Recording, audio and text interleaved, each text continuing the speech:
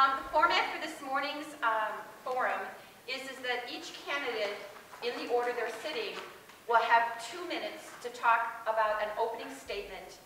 And we're going to ask them to talk about why they would like to represent the nation on the tribal council. What are your qualifications for representing the nation?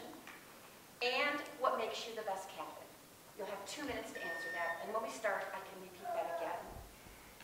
And then I have a question that I will be asking on behalf of the League. And that question is, and again, I will repeat it when we come to this, what are the most important issues or biggest challenges that you see facing the nation, and how do you plan to work on or resolve these issues if you are elected to represent the nation? And I will again repeat that question when we get to that point, okay? You, the audience, as the candidates are speaking, we want to hear from you. We have on every chair a white card. If you need more, raise your hand. We'll give them to you.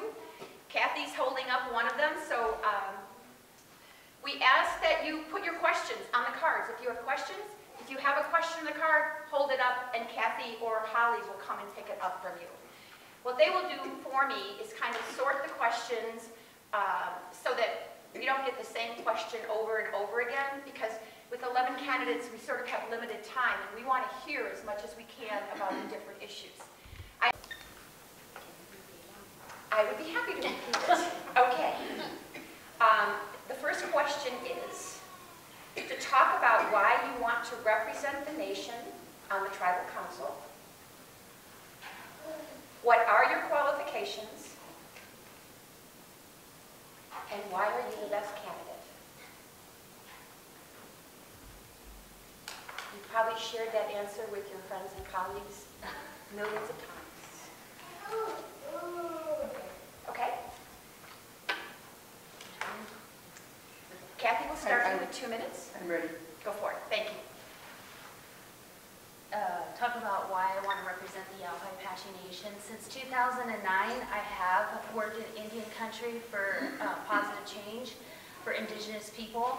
Some of the things that I have done is I've worked for our Dignitaries RV resort, which I increased profitability by a significant amount of money, as well as working for Native American Huntington Beach procurement and working with Indigenous tribes to gain government contracts, as well as working for the National Center for American Indian Enterprise Development. I was the marketing specialist, getting people aware of the organization, and I also worked for the Yavapai Apache Nation Public Relations Department for a couple of years. Those are my qualifications. What makes me the best candidate? The things that I've learned currently sitting up with the Yavapai Apache Nation Tribal Council, we learned how to do legislation within our government as well as our federal and state, the determining city governments and administration policies, adopting budgets and legislation. It's been such a great honor learning that stuff, and I hope to continue it the following 3 years. Thank you, Rachel. Our next will be Linda.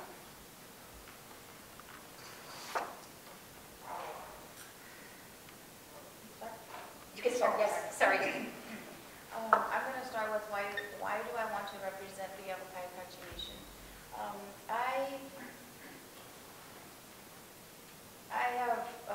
I'm a tribal member of our nation, and a lot of times I have just sat by and saw what was going on and how things were being addressed. I feel like I could be a new voice, a new direction to the new coming up of the new tribal council. I'm sorry, I'm going to do this. Qualifications, I don't have much behind me. Community service-wise, I'm not really in our nation community, but in my own community out in Rimrock. I do volunteer work and stuff like that. Why I feel like I'm the best pick for council, I want to be out there. I want to be a voice for people. I want to be able to have somebody tell me something and try and do something about it. Thank you. That's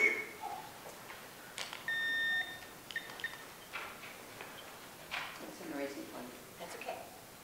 Lorna? Good morning, everyone. As you can see my name tag, I'm Lauren Hazelwood.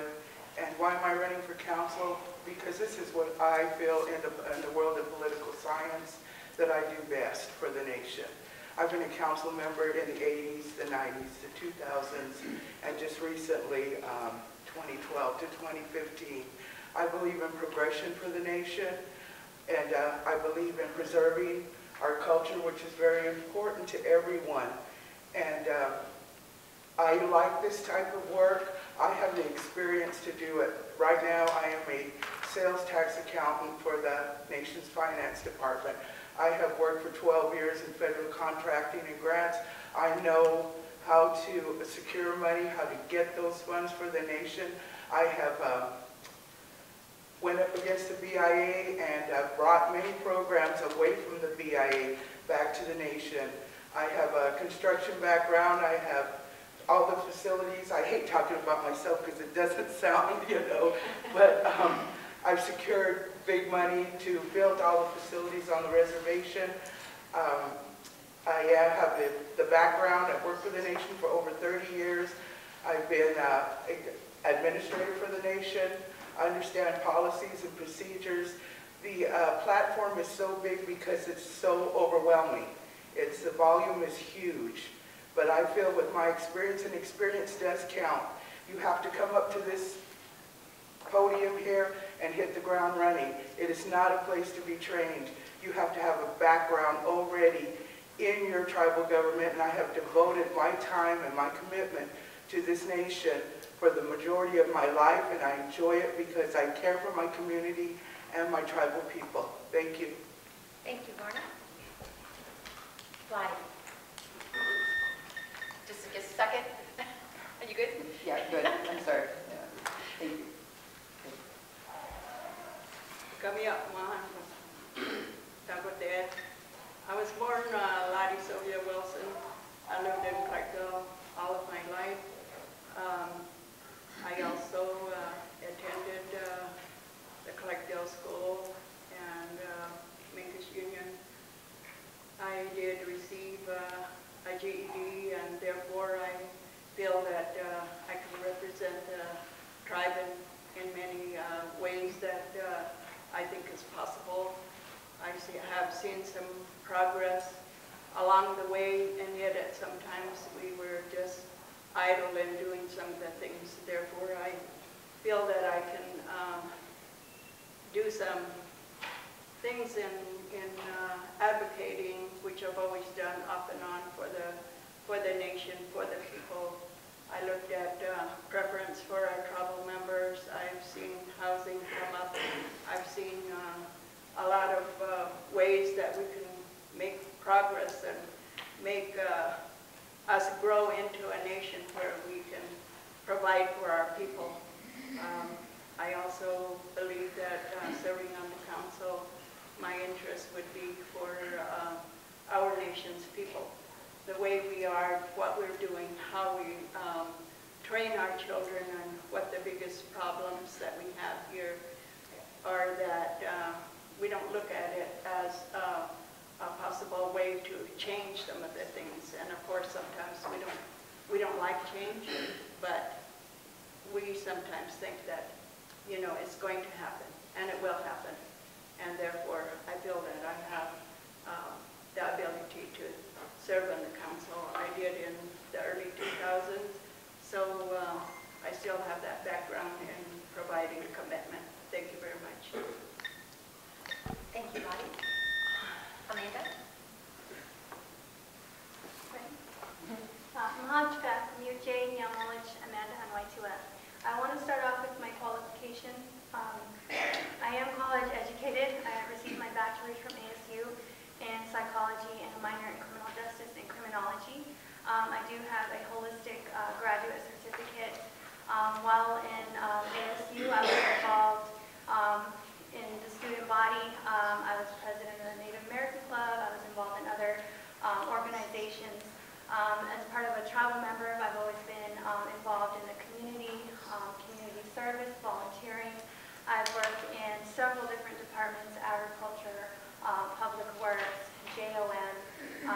doing work under an enterprise in distant drums. So the reason why I'm running for tribal council is because I care about the health and the welfare of our nation and our people. I care about the communities. I am the community. I was born and raised here in the Verde Valley, and I lived most of my life here on the Middle Verde Reservation. So, you know, growing up here, I've not only witnessed, but I've experienced some of the hardships and the barriers that we face, whether it's poverty, alcoholism, drug abuse, domestic violence, single-parent homes. You know, all these are still present in our communities today. And this is exactly what has pushed me to get my education, you know, to go to college, and not only to better my life, but to show my family and to show the people that despite our upbringing and our adversities, that we can still achieve better for ourselves. And of course, to come back to the nation and to utilize my education and to utilize the knowledge that I have attained to better our nation. And I know I'm still young, and I know I still have a lot to learn, but I am here now, and I'm ready to take on the responsibility of what it takes to be a tribal leader. And, you know, I recognize the problem, like I said, I recognize the problems. Sorry. Amanda, you'll have more time. Okay, thank you. Cindy. Good morning, everyone. As you know, I'm just finishing up my first term as a tribal council member. I have lived on the reservation in Clarkdale practically all my life. I lived in Cottonwood, Sedona, and I've even lived here in Middle Verde for some time, so I am very familiar with the community. Probably the new generation, the younger generation, I'm not really familiar with. So why am I running for tribal council? The reason why I'm running for tribal council is that I feel that I'm very objective in making decisions. I do not make decisions based on personal agendas or favoritism or nepotism. I stick very close to my ethics. My qualifications, I have worked here since 2002 as a CHR, and then I worked as a diabetes coordinator. I finished my Bachelor's of Science in Health Management and Administration in 2015 when I got elected and started my term as tribal council. I feel I am best qualified, as I have mentioned before, because of my experience, my education, my familiarity with the community.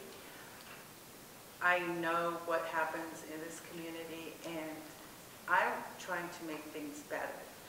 I know it takes the coordination or the participation of the 9 tribal councils up here, and that's somewhat difficult, but the current tribal council is trying very hard to accomplish the things that probably many other tribal councils has tried to accomplish. So I just ask for the support of the community. Thank you, Cindy. Thank you. Nancy. Good morning. My name is Nancy Guzman. You guys could excuse me, I have a minor cold.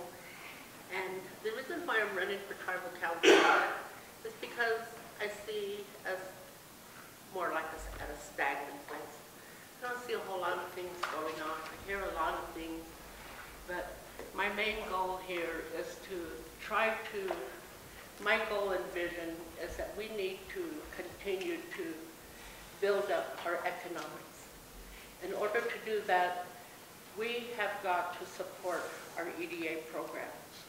You know, I was looking out one day and I was thinking, my yard needs to be mowed, my tree needs to be trimmed, borders to my yard needs to be weed eated. And I thought I could keep telling my husband to clean it, to do this, to do that, but not give him the tools that he needs to get the job done. So I looked at it that way. We have the economic development down there, a young man who has goals, a young man who wants to do something for the nation, but he can't do anything because we don't fund him. We don't give him the resources that he needs to bring about economic development for this tribe. And you know, when we do economic development, it brings about jobs. It brings about revenue. It brings taxes into this nation so we can operate and function. And I just want to also say that I lived here in this community in Millverde for many years. And then when I left Millverde, I moved into Canterbury, where I now reside. I worked for the nation for over 20 years, 25 years, in, excuse me, in many different departments. I started out probably with custodial work and worked my way on into the executive director, and I worked my way also up here to the tribal council. Thank you, Nancy. There'll be more time for other questions. Get those answers out. Calvin. Good morning, everybody. My name is Calvin Williams. I'm 27 years old, and I live on the Canterbury Reservation. The reason why I'm running for tribal council is because I want to bring accountability back to the tribal council as is right now. We have a huge drug problem on our reservation, and it doesn't seem like anybody really wants to do anything about it. I want to be a voice for you all. I see a lot of young people here today, and that makes me happy because I was here as well in the tribal council, listening to the meetings, listening to the forums and stuff like that. I want to continue to be a role model for you all.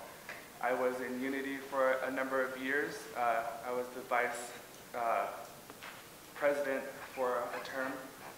Also was the male rep at large, going to different conferences, going to different meetings, seeing how we can better our reservations, coming up with workshops, things like that to bring back to the reservation, to spread awareness.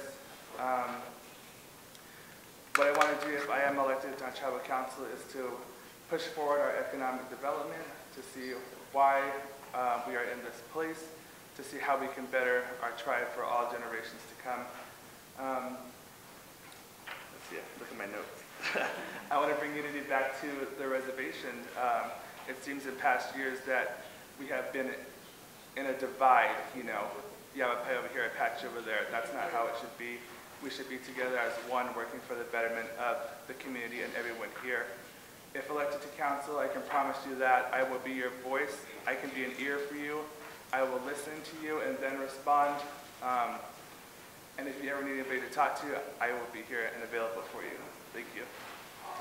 Thank you, Calvin. Henry? Good. My name's Henry Smith, and my parents is Norman and Priscilla Smith, and my grandparents is Ernest and Bernice Smith. Who am I? I'm a dad. You know, I'm a father and a son, and I've been in this community my whole life. I live here in Millverde. I left for a little bit to go to college at Arizona Western, where I started a fire science program. My whole life has been dedicated to being a leader, being somebody that people can look up to. And you know, I've always wanted to learn so much so I can teach so much. I think being a leader, you have to be able to listen and to be able to absorb things from the community, and then to be able to not only hear it, but to translate it and to interpret, so that way it can benefit everybody in the community. For myself, what do I do? Right now, I'm a business manager. I own the business with my dad. It's Arizona Recovery and Towing, and in that business, we do accident recovery. We tow people. We help people in a time of need. My whole life has been to help people. I attended Yavapai College, where I was part of the fire science program, where I was awarded 2 awards. I was given the leadership award out of all the recruits, the first Yavapai Apache, along with another tribal member here, Brian Marquez. We attended the program and we were given the leadership award and also a top recruit award. So from there I continued, and I was in the fire industry, helping people, being a part of the community. Now I'm a high school softball coach, where I coach here at Camp Verde. I came into the program. They struggled to make the playoffs. Now, under my control, we have every year we're in the state semifinal, state championships. So I lead, and the kids. To me, that's a perfect example of, to get kids to trust you. It's a huge thing. Kids that are foreign to you, to look at you and say, "I believe you." It's commitment, it's dedication, and that's how I am, and I'll be that way for everybody here. That's tough to make 2 minutes. I wanted to say a whole lot more. Thank you. David. Good morning, everyone. I am running for tribal council because of past experiences. Been involved with tribal council for several decades now, and it's always a wonder how we struggle to make ends meet. I started when there was hardly no money available for tribal council, but we survived. I started when money was strictly from the tribal government, and I grew within our nation, starting the casino, became chairman, and I was, it was running, and put into programs vastly. We built buildings. I had a good committee at that time who had the dream, the vision to put buildings within our tribe. I went so far as to wanting more land for this nation. We have Lee. God gave me a vision to buy land. I didn't want you to think that I didn't give you per capita right off the bat, even though there was a petition for it. Our folks back then wanted half of the money. Half of the money we make at the casino as per cap. You know, that money is spent very wisely by our tribal leaders. They've got to be very wise because it goes to health, education, police, the policing of ourselves, to agriculture, and to the businesses. All very important for us, and also for me, as I have sat on the side several times. And thank you.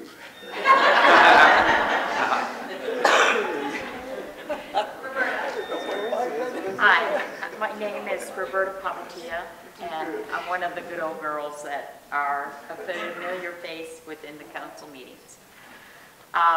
I tend to be known for being very voiceful, very vocal, and that's a part of being a good leader, is voicing your opinions, voicing your concerns, and those concerns come from what you suffer out there, what I've suffered as a tribal member.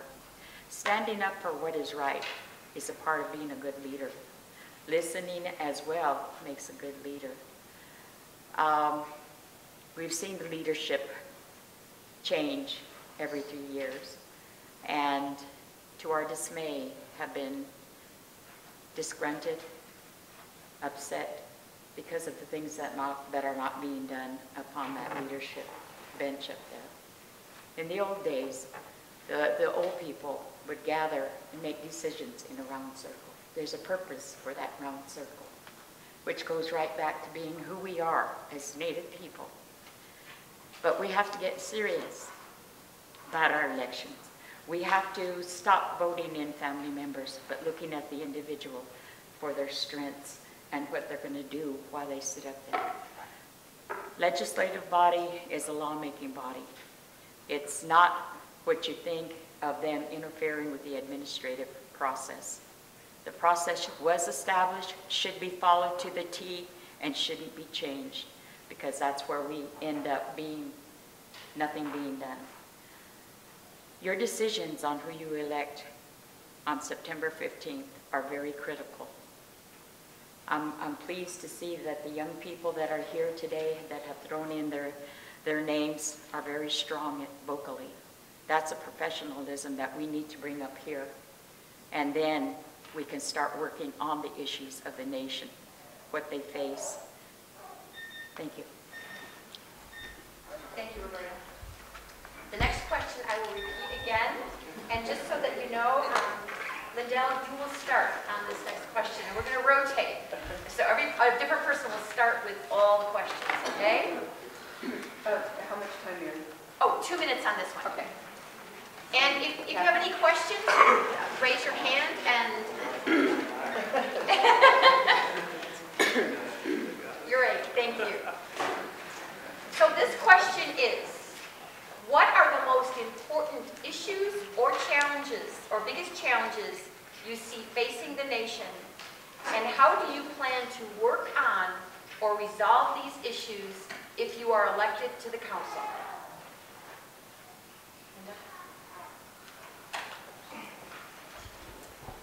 One of the issues that I feel like needs to be addressed most is our employment as far as training programs. Currently there is a training program, is Construction Academy, that is happening right now. They will be graduating here pretty soon. And I feel like that is something that we should start and continue to do. Also,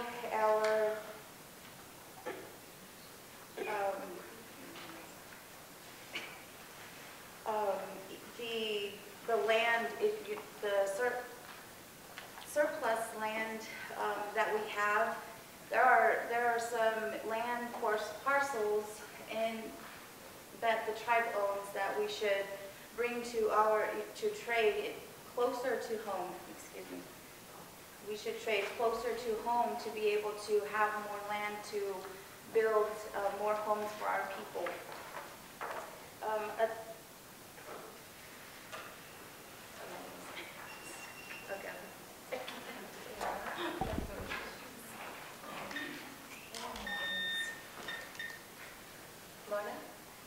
Okay, can you repeat that question again? I was kind of lengthy. Sure. What are the most important issues or biggest challenges you see facing the nation? And how do you plan to work on or resolve those issues if you are elected? Well, the issues and challenges I see right now is probably the secured financial stability of the nation.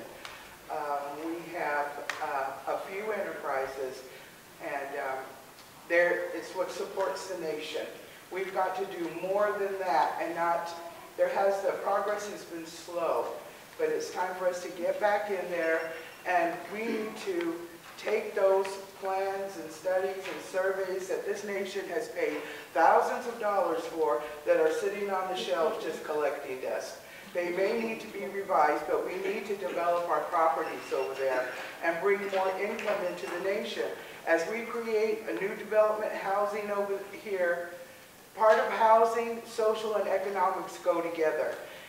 If those houses come in and we're not creating any more financing to come in here or learn to leverage, partnership, joint venture, whatever we need to do, the cost of supporting these programs just continue to go up. Those costs go up, but the budget stays right here. So how are you going to meet those needs of new homes coming in at Toonley and Clarkdale or whatever? I'm all for that. But we as leaders have to do something to help that support. We have to create jobs. We have to have a balance. A scale has to be balanced out. It can't be ignored because the rising costs go up every day. We have no security right now in our own federal government with everything that's going on up there. It's not supportive to Native American tribes, and we need to pay attention to that. There's other things that are just as important, but right now, if we're going to preach sovereignty and our, self-determination, then we have to do it and not sit back and rely on others to do it for us. We need to come to the table and pull out those plans and see what we can do. We have to go and put money into economic development. Thank you. Thank you, Lorna. Lottie? I believe that, yes, we are in a financial situation right now, and our only businesses that we can really depend on is the casino. And with that, there's within problems there also. I worked there for probably 7 years or so, been on the gaming commission, and all the issues that came about during that time have really been at a standstill. And so, we're not, I don't see too many of our tribal members employed there, and I'd like to see a number of them get back in there. And the problems that I see right now, that as number one, our employment with the nation, our water that we need to use more differently in a way that we can provide the people with more understanding of how we're going to use that water, because it's always an issue, and it's been decades since we've been going through that. And in due time, maybe, you know, but I don't think in my time, not ever. So it's going to be a real hard issue with doing all that. The other thing is housing is the main problem, and I think we need to go with our tribal preference on issuing our homes, and people have been waiting and waiting. You know, I do know of one girl that's probably in her late 30s now, since she's been 18 years old, she's been waiting. And so it's become a big problem here. Thank you very much. Thank you, Letty. Amanda? I just wanted to finish my last statement. So the reason why I was running for council is because I feel it's the best way to initiate real change that we all need in the community. And you know, we don't want to see any more false promises. We want to see action. So the three main issues that I see, well, there is no main issues, but the three ones I want to tackle is the agriculture. We need to provide more food security. As Laura mentioned, you know, our communities are growing, they're expanding. We're bringing in more people into our tribe. More community members are coming back, so we need to expand our services. And how are we going to do that? We either need to increase our gaming revenue, which has been kind of stagnant over the years, or we need to build up our tribal enterprises. And I was looking at this revenue report here, and it says only 4% of the revenue comes from our tribal enterprises. So we need to increase that, and that's, as Nancy said, that's supporting our economic development. And I went to our economic development, and they have a plan, you know, to build this commercial property here below the casino. And so he has a plan. We just need to support that. And another thing was sustainability of our nation, sustainability, using our resources more efficiently, our water, our land, and of course that combines in with economic development. And I think that I pretty much covered that part. Thank you, Amanda. Cindy? There are many challenges that come before the council, so there are not just one specific challenge while sitting on council. There have been many challenges to all the issues as the previous candidates have expressed. Those are just a few of the issues. So my biggest, I think, stumbling block, I feel, to the nation is the Constitution, our own Constitution. It hinders the cooperation of the different branches of the government. We, as legislators, would like to do make all these changes for all these issues, but for some reason we feel like our hands are tied. So I see the revision of the Constitution the biggest hindrance of our nation. I've talked to several tribal leaders from other tribes, and they've said, what you need to do is change your Constitution. You need to change your Constitution first, because they're asking us, aren't you allowed to do this? Can you do this? No, we cannot do this. We are told we cannot do this. We cannot get involved in those areas. We cannot express or get involved in some of the issues. So that is my belief, is that it is the Constitution. Another thing is our community support. You put us up here, you vote for us, and then you criticize us. And I know because that's a lack of transparency. I understand that, but it's our Constitution. I mean, we sit up here, we say, we want this reported, we want that reported, but our hands are tied. So I would really, the next people that you select, that you support them, that you encourage them. You vote us in, then you just tear us apart. So I really want community support. I do. I think that would really help your tribal council. Thank you, Cindy. Thank you. Nancy? One of the areas like I brought up earlier is economic development in our commercial corridor below the casino. And I also know that there is a conceptual plan out there. And part of that plan, they want to build retail stores. They want to build, there's an area where they have a bus stop. And I know in the past, the Park Service has notified the tribe because of the parking down in the, at the Cliff Castle area, that there's not enough parking. And they had come to the tribe to see if we would bus the people down at a fee. And I would like to see this tribe bring the culture building, or not bring the building, but bring culture back to the community here, where the kids and the adults, they'll have better access to the building, to learn the language, to learn the artwork, to participate in the activities right here in their community, and turn that old culture building into a museum. Open up some rooms for vendors to sell their jewelry, and educate or teach those tourists and visitors that come by to see us. And I would like to see that change be made here for us. I grew up with my mother and father. Both of them were Apache. They spoke the language. I never did get a chance to speak it like I would have liked to.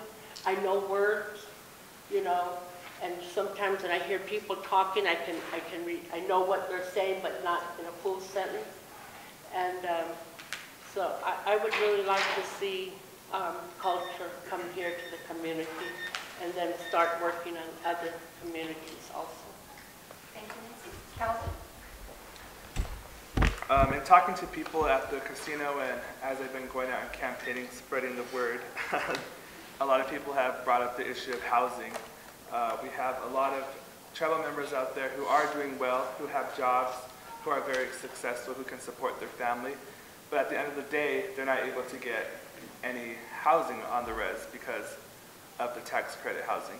I'd like for the council to maybe revisit that and see how we can change that. I know we have the other development in progress for people with higher incomes. I just hope that that would be better for the people who have jobs. Number two is, I wrote a list. So number two is the drug problem on the reservation. It's running rampant. It's killing all of our people here. And from what I see, not totally taking the blame off the Native people, but it's mostly coming from outside of the reservation. And I believe that the council needs to step up and, again, take accountability for that and see how we can change that, spread awareness about drugs. Another issue is also the culture and the language. I know that there's other tribes out there who are light years ahead of us in trying to preserve their culture, even going as far as having things for apps on their phone, you know, things available using technology to preserve what they have in the past. Those are things that I would like to focus on if on council. Also, environmental issues. Working at the casino, we use a lot of plastic there, and that's all going back into our environment, and it's killing our environment. I would like to see that brought up and maybe something done about that, about recycling and things like that. Thank you. Thank you, Calvin. Henry? Some of the most important issues, I think from the beginning is culture, and it's your belief, and it's who you are, and that's what, for me growing up, that's what I learned as a little kid is you have to be proud, and you have to be honest, and you have to be respectful. And when you have culture, that's what culture teaches you. That's where you learn that stuff, and that's where you get pride, and you learn to respect other people and other people's belongings. And so I think culture to me is the top, because it kind of covers everything. When you talk about water, of course is the most important thing. As a kid, 7, 10 years old, I was down in the field and my dad said, go make sure that water reaches the end, make sure make sure it fills everything. So as a kid at 10 years old, I was helping to preserve the water rights for our people. I wasn't the kid that just played and was naughty, and I was being taught to be a leader and being taught to take care of our resources. With that, culture and water and education is important for everybody. I myself haven't actually graduated from college, but I have certificates, I've gone to classes, I've gone to training. It's education. It's how you learn new things. Meeting with people, you know, the leaders that are up here, I've talked with them, and just growing up around everybody. Education is important. It has to happen. It's without question. Housing, we all know that housing, we have to supply housing for our people, and it needs to be there, and it needs to be suitable and a place for our kids to be proud of. The biggest thing I see in all this stuff is we don't have, and Lorna said it earlier, is a lack of alternative forms of revenue. When you do rely on one thing, and I learned this in our business, when you rely on one thing and when you lose that, what do? You're lost. You have nothing left. There's no income. So we have to have a bunch of things. I mean, business should be coming up. We're Native people and we thrive. Okay, and we should be pushing that stuff. The next thing I think is important, and it's for kids. For me, I grew up with a mom and dad who taught me everything about life. A lot of our kids don't have that. So if we can have a place for our kids to go and learn and get life skills from our people, from our leaders, it's going to help them when they become young adults and parents of their own. So. Thank you, Henry. David?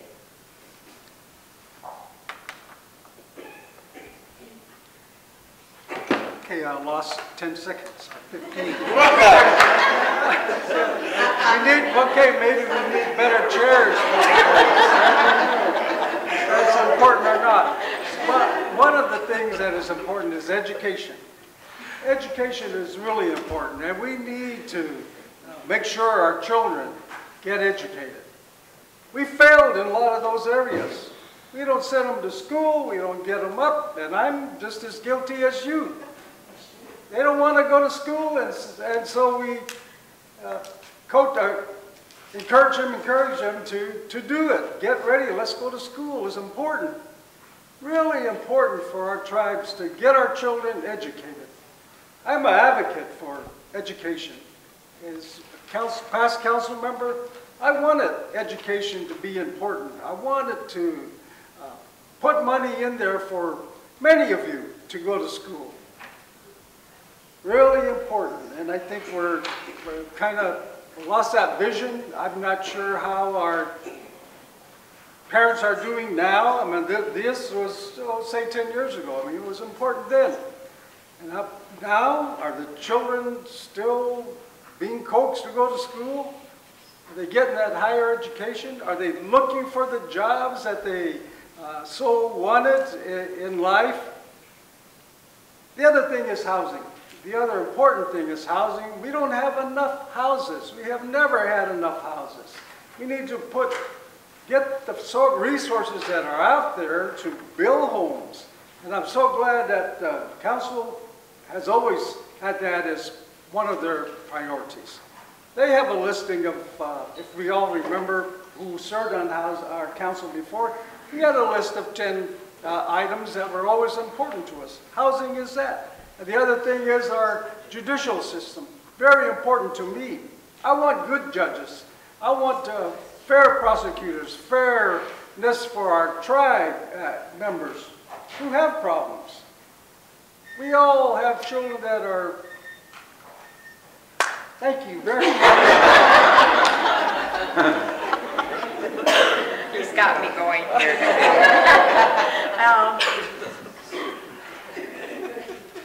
My issue is with addictions, whether it be alcohol or drugs, because it falls all under our people not having the desire to further their education, for being a good employee, of showing up on time to work, to be dependable. That is the most critical issue here, not only on our reservation, but everywhere else. As a legislative body, they have to make sure that the laws, the policies, the employment handbook, everything fits, that the people that are having problems with these addictions get the help that they need. Then you're going to have a healthy community. It'll stop the domestic violence. It'll stop the abuse that's been going on. It'll stop everything. Start working with your people. It's your people that are at risk here. And if you start putting that money toward the mental health of your people, you're going to see a complete change. And that's what we need right now. Otherwise, you don't have anything left to work for. You don't have a role. You don't have a purpose. It stops your culture. It stops the drive that you want to learn and to be an upright citizen. That is the most critical thing for me that I see. Thank you. Thank you, Rachel. Pardon me? One of the most important issues and challenges that we face, and I believe this council as well, is having a budget ordinance. We talk about accountability, we talk about how transparent, however, the council does not have a budget ordinance. So with that, that's one of the things that I have been advocating with, as also Violent and Low Violence Against Women's Act, and some of the candidates have talked about the judicial system, and that's when a non-native comes into our lands, they cannot get prosecuted in our judicial system. So that's something that I have been trying to advocate. And we talked about the Constitution Committee. This council funded the Constitution Committee because we know that that's a big issue and a big challenge with our nation. Housing, I mean, everyone's talked about the same things I've already talked about. Housing in itself, it would be nice to see it being a diverse housing stock, meaning that any price range people could receive homes.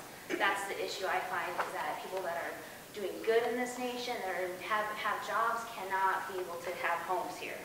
And separating businesses from council. Council works with legislation. I think businesses, several tribes have separated their businesses where they work and develop businesses, increases income, and comes back to the nation. So don't excuse me, never mind. I'm nervous too. Before I ask the next question, we have a pair of sunglasses that has gotten lost. Does anyone belong to these? Yeah, they're mine. They're yours? Great, Don, I'll just have them here for you. Thank you. Okay, now I'm going to start asking the questions that we have received from the audience. We have lots of them, so thank you very much. Lorna, you're up first. How much time? A minute and a half. Minute and a half. I've shortened it so that we can get through more of the questions. You all are amazing and having a lot of questions. Okay? The question is, and I'm asking this very specifically, and the community is, what economic development project would you support for the next business of the council, and why? So very specifically, what project do you support next for economic development? The next project, gosh, I like projects, which is what I like, but would be the Middle Verde Corridor property over there. Just because we had put in about $3 million of what they call a WIPA dollars alone to get the sewer transported, and the lines were built down to Middle Verde. So we cut that cost by not having it transported every day. So that's all there. You got parking, you got lights, you got infrastructure, you got a lot of basic things that are already there. So I'm all for developing. You know how it looks real pretty on this side of the road by the casino? Well, I want it to look real pretty on the other side too. So I'm for putting that new, tourism type center that economic development does have on the plans right now. I'm for that, and I'm for to consistently pursue other projects. Just not that, I'm all about renewable energy too. I have yet to hopefully get to talk about that because I believe in renewable energy, but also opening up back the restaurant at the lodge. There's many things we can do over there to enhance that property. That would create employment and put people back to work, and that's what we need to do. So we need to invest some money into it out of our own coffers or leveraging or whatever we need to do to get that started. We can not continue to stay stagnant and just rely on what we have. Thank you.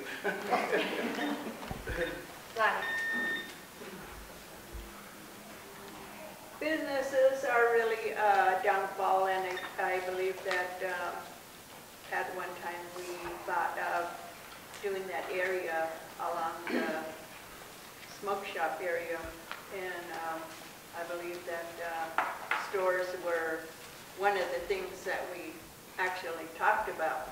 And some of the things that the culture did in their dressmaking and other Native American arts and crafts from our tribal members and from others. I believe that those are really in store for the outside world. And, you know, sometimes we think about our casino doing those things and somewhat getting a package for the train at Clarkdale and come back over here to see what activities there are in our culture's traditional dancing. I think that's something that we could work on. I think it's something that would be interesting for our, I guess, our tourist traffic. Thank you. Thank you, Letty. Amanda. I agree with the same thing, you know, building up that commercial land there, east of the Verde corridor. Like I said, I've been to the EDA and they have a project plan. You know, it's all laid out nice and fancy. I would encourage you to go there and take a look at it. And kind of Nancy kind of explained it. They want to do a museum. You know, they want to do an outside venue, like where, you know, you can come sit down and watch, you know, maybe dances or you know, things like that. I know one thing I did talk about with our technology preservation was with the youth, you know, that and technology, and as Calvin mentioned, we need to embrace our culture and we need to find new ways that will encourage our young ones to want to be involved, to keep them involved. So anyways, they can work on projects and would be amazing because we do have young ones that have talent and they want to show the rest of you guys. You know, so that little venue would be perfect. The retail stores, there's also going to be spots where tribal members can go set up and sell their jewelry, sell their, you know, I sell t-shirts and there's other community members that make t-shirts and sell them.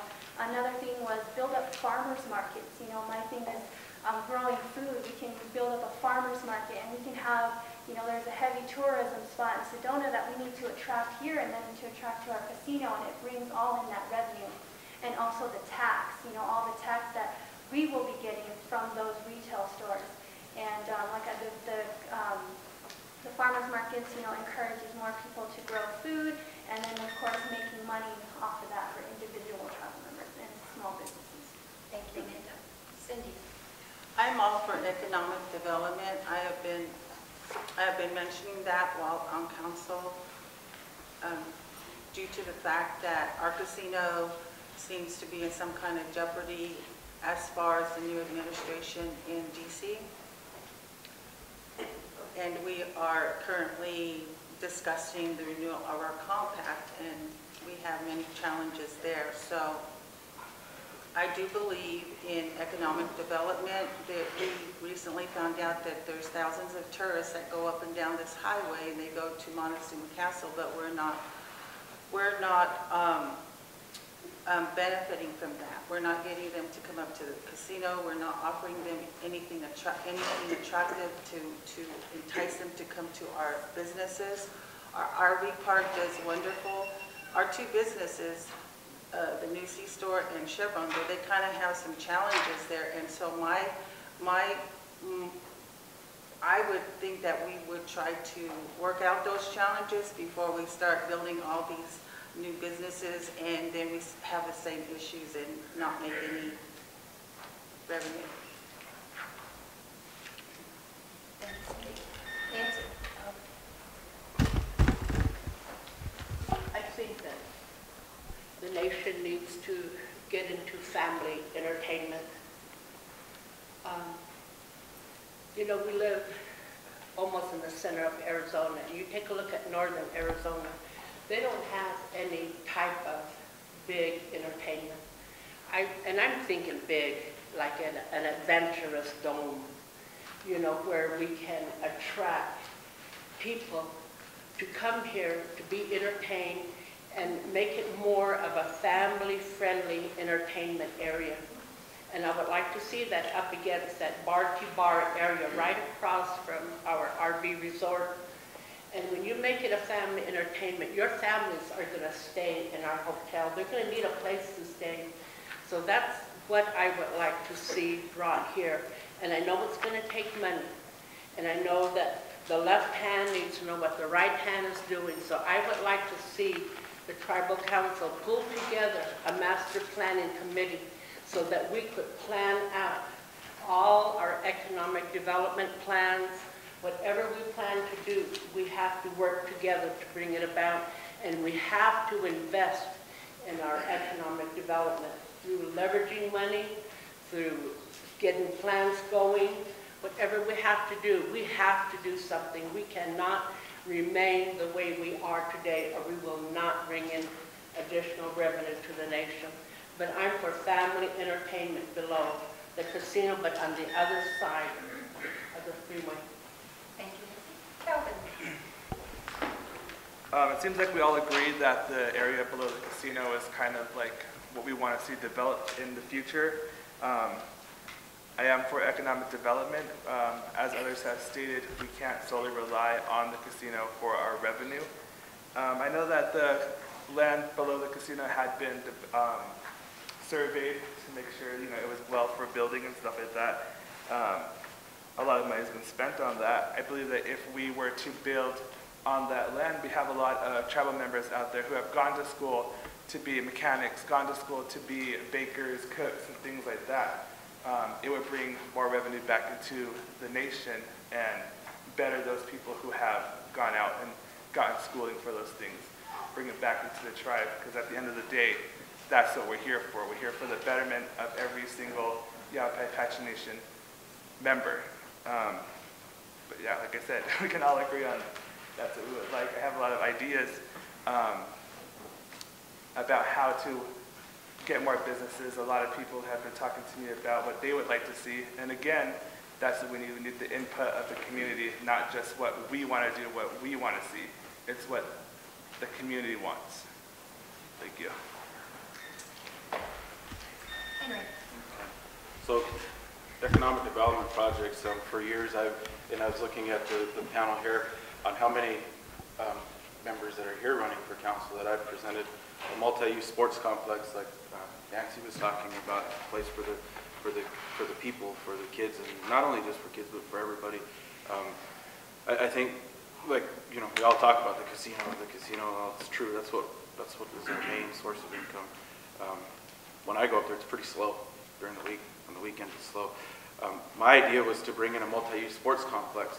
You see Camp Verde's doing it. They're doing it because I presented the plan years ago and it never happened. And so Camp Verde said, hey, when are you going to do that plan? We need to have something in this Verde Valley to draw people, outside money. We need to use other people's money so we can gain.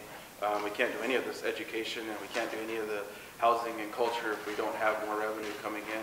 So that plan, the multi-use sports complex, was to be 8 ball fields, a rodeo arena, go-kart track, batting cages, things like that that don't cost a whole lot of money when you talk about your community and what is going to, how your benefits or how your community is going to benefit. It's not a lot of money. But I was going to do that all on my own effort, on my own time, with nothing from the nation other than a lease plan for land. I strongly believe that that's what we need. We do need something that is going to draw big crowds of people every weekend.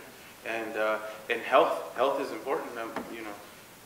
My aunt right here, she runs our diabetic program, and to see, how it could benefit bringing the kids in and to work out and learn to be fit and learn to work hard and be successful.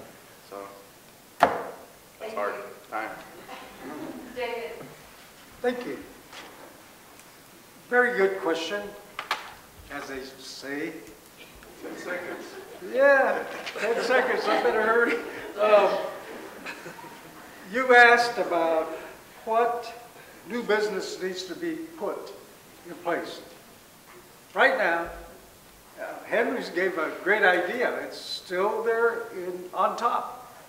I would like to see a fast food place below our casino. That's what I think we ought to be working on.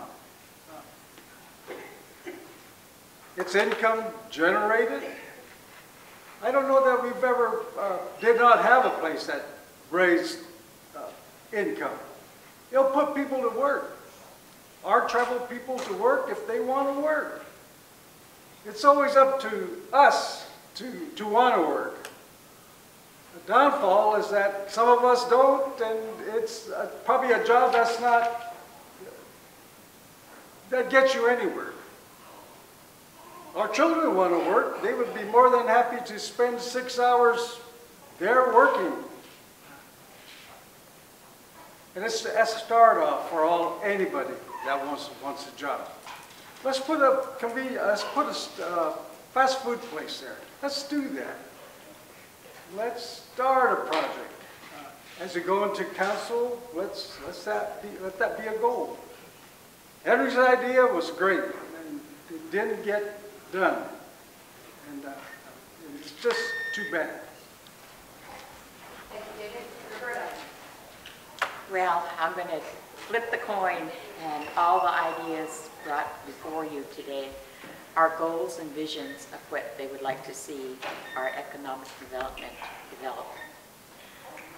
But right now, the nation is in such a critical state of bad decisions made that we don't know what the monies or how far down the road the monies are eaten up already. So how can you make a plan when you're going to have to figure out how many years that we're going to have to pay back on what bad decisions were made? Those are serious issues that council needs to sit down and talk about, and it's all about communication. And if you don't know, tribal councils, you're in there for 3 years, you make decisions, and if it's a bad one, then the next council either has to clean it up or either go with it. So there has to be a lot of strategic thinking and clear-minded individuals up here that know business, that want to see and take the tribe in another direction. I'm sitting here with 3 candidates. We developed the enterprise board. That was the best thing for the nation. That was Nancy and David under David's chairmanship. But that was a council that moved this nation forward. We found out where your monies were, and we tore that budget apart. And it's all about the budget and the monies coming in from the casino. We have to look at things seriously, because there's no future if you're in debt and the monies are already spoken for. Thank you. Thank you, Roberta. Rachel. Hello. I did talk about this a little bit in regards to separating the business from council, and I mentioned that several tribes have done it, and it's been proven in regards to increasing the bottom line, which is our net revenue. And currently, our businesses are doing really well. I think that the problem with mixing politics with business is that we get too involved. And we do have a business board, but to separate them, I think it would be fast reaction to all these type of things. Down the corridor, economic development. I know that some tribes, they'll put a piece of land and then they would decide what would go on those lands. And they would give them a budget, meaning council would give them a budget, and from there work on fast development. Separating businesses and council. Thank you. Thank you, Rachel. And Linda. I'm willing to be a part of and listen to any EDA projects brought before me. I believe that we as a nation or people should work together and not apart. That a lot can happen if we work together. If we all become in agreement with something and make a plan for it, whether it be new business below the casino or whether it be what Roberta was talking about. We as a people need to come together and be in agreement. We can't just keep sitting here fighting about, oh, let's do this, let's do that, because nobody's ever going to agree on anything and nothing's ever going to get done. And I believe that can happen. We are the center of the Verde Valley, and a lot of people out of town and locally can benefit from what we can give them. Not just our people, but everybody around us. It's not just about us, it's about the other communities around. Thank you. Our next question will begin with Lottie, and the question is, what do you envision for our tribe 15 or 20 years from now? What does the tribe look like in 15 or 20 years? That's a good question. As we look down the road and all the things that we've done already is I envision a lot of the higher education to do more on our students. Our children, we're not going to have anything in regards to the drugs and alcohol that we have. And I have mentioned that numerous times, how we do some things with our children. Because sometimes they're slow, we're slow in doing the things that need to get done, and we're not making them move forward. I think that David kind of mentioned that where we can push and pull with our children is to really get them going, get them interested in an early age. I used to whisper to my boy in the morning, my youngest one, I used to tell him, you want to be like so-and-so? You want to do the things that he's done? You want to go where he's going? And one day, he went to Anaheim Convention Center. That's the best thing. Thank you, Lottie. Amanda. What I envision in about 15, 20 years is that our water rights would be settled. And, you know, I had questioned of you about that, and some of it's public knowledge, some of it's not public knowledge. So we don't really know as community members what's really going on with our water rights. So, and I know they've been in there for already a few decades, you know, just trying to get that established. But so anyways, our water rights, I would like to see more sustainable systems in our community, in our buildings, you know, more efficient energy, more efficient water use. Again, with our lands, the way they're being used, we got to make sure that they're being preserved for the years to come. And that's not just an issue that the community, our tribe faces, but outside as well. The health of the people, you know, not just the drugs, not just the alcohol, but the health, you know, the diseases, the chronic diseases. I don't want to see, you know, the projection of our health nationally. It doesn't look good in the future, you know. Our children are becoming more obese, more chronic diseases at a younger age. And then, of course, cultural preservation. I want to see, you know, we're already lacking that already, but 15, 20 years, is it going to be completely lost, you know? So we need to step on it now and preserve our culture and our language and our traditions, and I hope that's what I would want to see still in the future for our children. Thank you. Thank you, Amanda. Cindy. What I see in 15 to 20 years is a new tribal council consisting of younger people that are very educated, that can make all these decisions, that whether it's asking more economic development, healthcare, the drug issue. As you know, the casino supplies the revenue for all the departments. So I would think that we would have more economic businesses established, because from 1995, I think we only have one that was established, which would be the Sea Market. The RV park has been in existence and ongoing and bringing in more revenue than what it was before. And it takes time. It takes time to get these businesses going, to working out the kinks, and getting them to where they're functioning and bringing in the revenue that is needed here. But that is what I'd like to see in 15 to 20 years. I'd like to see the drug issue completely terminated. You know, I have relatives who suffer from this addiction problem too. So I would really like to see that gone from our nation. Thank you. Thank you. Nancy.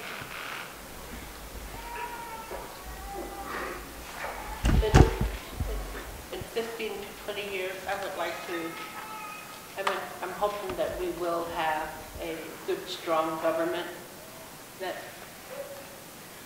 all our young, educated folks that live here, they'll be sitting up here and they'll continue to push forth on economic growth. They'll continue to push forth on educating our young ones, both in our culture and in general studies. I would like to see our homes built, get our land trade completed with the Forest Service and all this property that we once were going after. I would like to see that done and to see homes and community facilities built out there. I would like to see us come to, well, the nation invested in Drake Cement. And I would like to know where we're at on that also. See where our investment is. Are we contributing to it? Are we losing all that money that previous councils put into that? You know, I like to know where we're at on that. And hopefully the future council people will be able to, well, I would like to know now, not 15, 10 years later. But those are my concerns. Thank you, Nancy. Calvin. Oh, am I? Oh.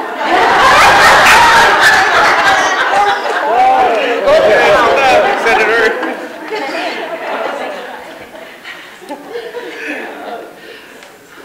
In the annual report that they had sent out to the mail to all the tribal members, it said by the year 2100 that there'd be approximately 10,000 tribal members. Like Nancy said, I think that we need to do something about that now. What are we doing now to prepare for 15 to 20 years? The water rights, of course, very important. I'd like to see prosperity, more tribal-owned businesses, instead of turning our tribal members away who are well qualified to run businesses and then stealing their ideas. I hope that we can work with them to better our communities, to make it better for the young or the next generation coming up. I would like to see a higher rate of college graduates from our children here. Again, that starts with us. That starts with my generation. I'm the next generation. Amanda, you know, we're the next generation. We need to start preparing the younger children for that, so they can take the torch from us as we take it from the people that have come before my generation to run, to make it more better for the nation here. Thank you. Yeah. So what do you envision for 15, 20 years? It's not very long. 15 to 20 years is like tomorrow. It's pretty quick. So what I am excited for, and because my background is coaching, and I develop kids, and I teach kids how to be better people and how to be, you know, I teach them how to work, and I teach them how to, strive to be great. And so for me, I'm excited to see in 15 and 20 years what the product of our youth development programs, what it does for those kids now when they become 20 and 25 and 30. And a neat thing like this, Calvin was just talking about it, I think Amanda was there, is the Unity program. I remember when it started after I was done, and looking back at the kids, think, man, you guys are talking in front of groups of people? You guys are presenting speeches in front of crowds? That's stuff that my generation didn't get to do. We didn't learn that stuff. So what is going to happen when, I mean, I see my niece here, she probably doesn't want me to say her name, but she plays for me in softball. And to see just in a year the way she's changed and the way she's developed, because why? Because somebody was committed and somebody was there and somebody never gave up and nobody ever quit and said, you're going to learn and I'm going to be here. And so that's who I've always been, and that's what I see. I'm excited to see what the youngsters, what the young group, as we provide programs for them to learn, you know, what are they going to absorb and how much? Because we as people, Yavapai Apache, we're smart, we're powerful, okay? We are, and when we tap into that and we give people the encouragement that you can do it, that you can be a leader or you can be successful, when we tap into that, we're stopped. You know, we can't be stopped. So we need to be confident and we need to believe that we can do that. So. Thank you. David. That's a really great question again. 15 years, I was able to see that back. It was in 1996 that we bought Toon Lee. And look what it looks like now. Past 18 years, 20 years, developed. Businesses there. I would like to see it all filled in 15, 20 years from now. I hope someone has a vision of what to do with it all. Because when I was young, that's what they said. Why are you buying land? Why are you buying land? They even went so far as to cut me off. Okay, I bought enough land, I guess. I got to leave. I didn't stop. And I'd like to see our group, our tribe, well educated in 15, 20 years. They need to be. I'd like to see them build a nice old folks home. It won't be called that, but hey, yeah, maybe my name will be on there. Old folks home. You know, we need to think about building one. Our people are aging. We are in a generation who is still caring for its people. It's old folks. But in 20 years, will you do that for me? Will somebody take care of you? That's the question that we need to think about, and hopefully you'll get it. Thank you, David. Roberta. I'm going to reserve a room first. Whoa! No! I want the suite. Hey.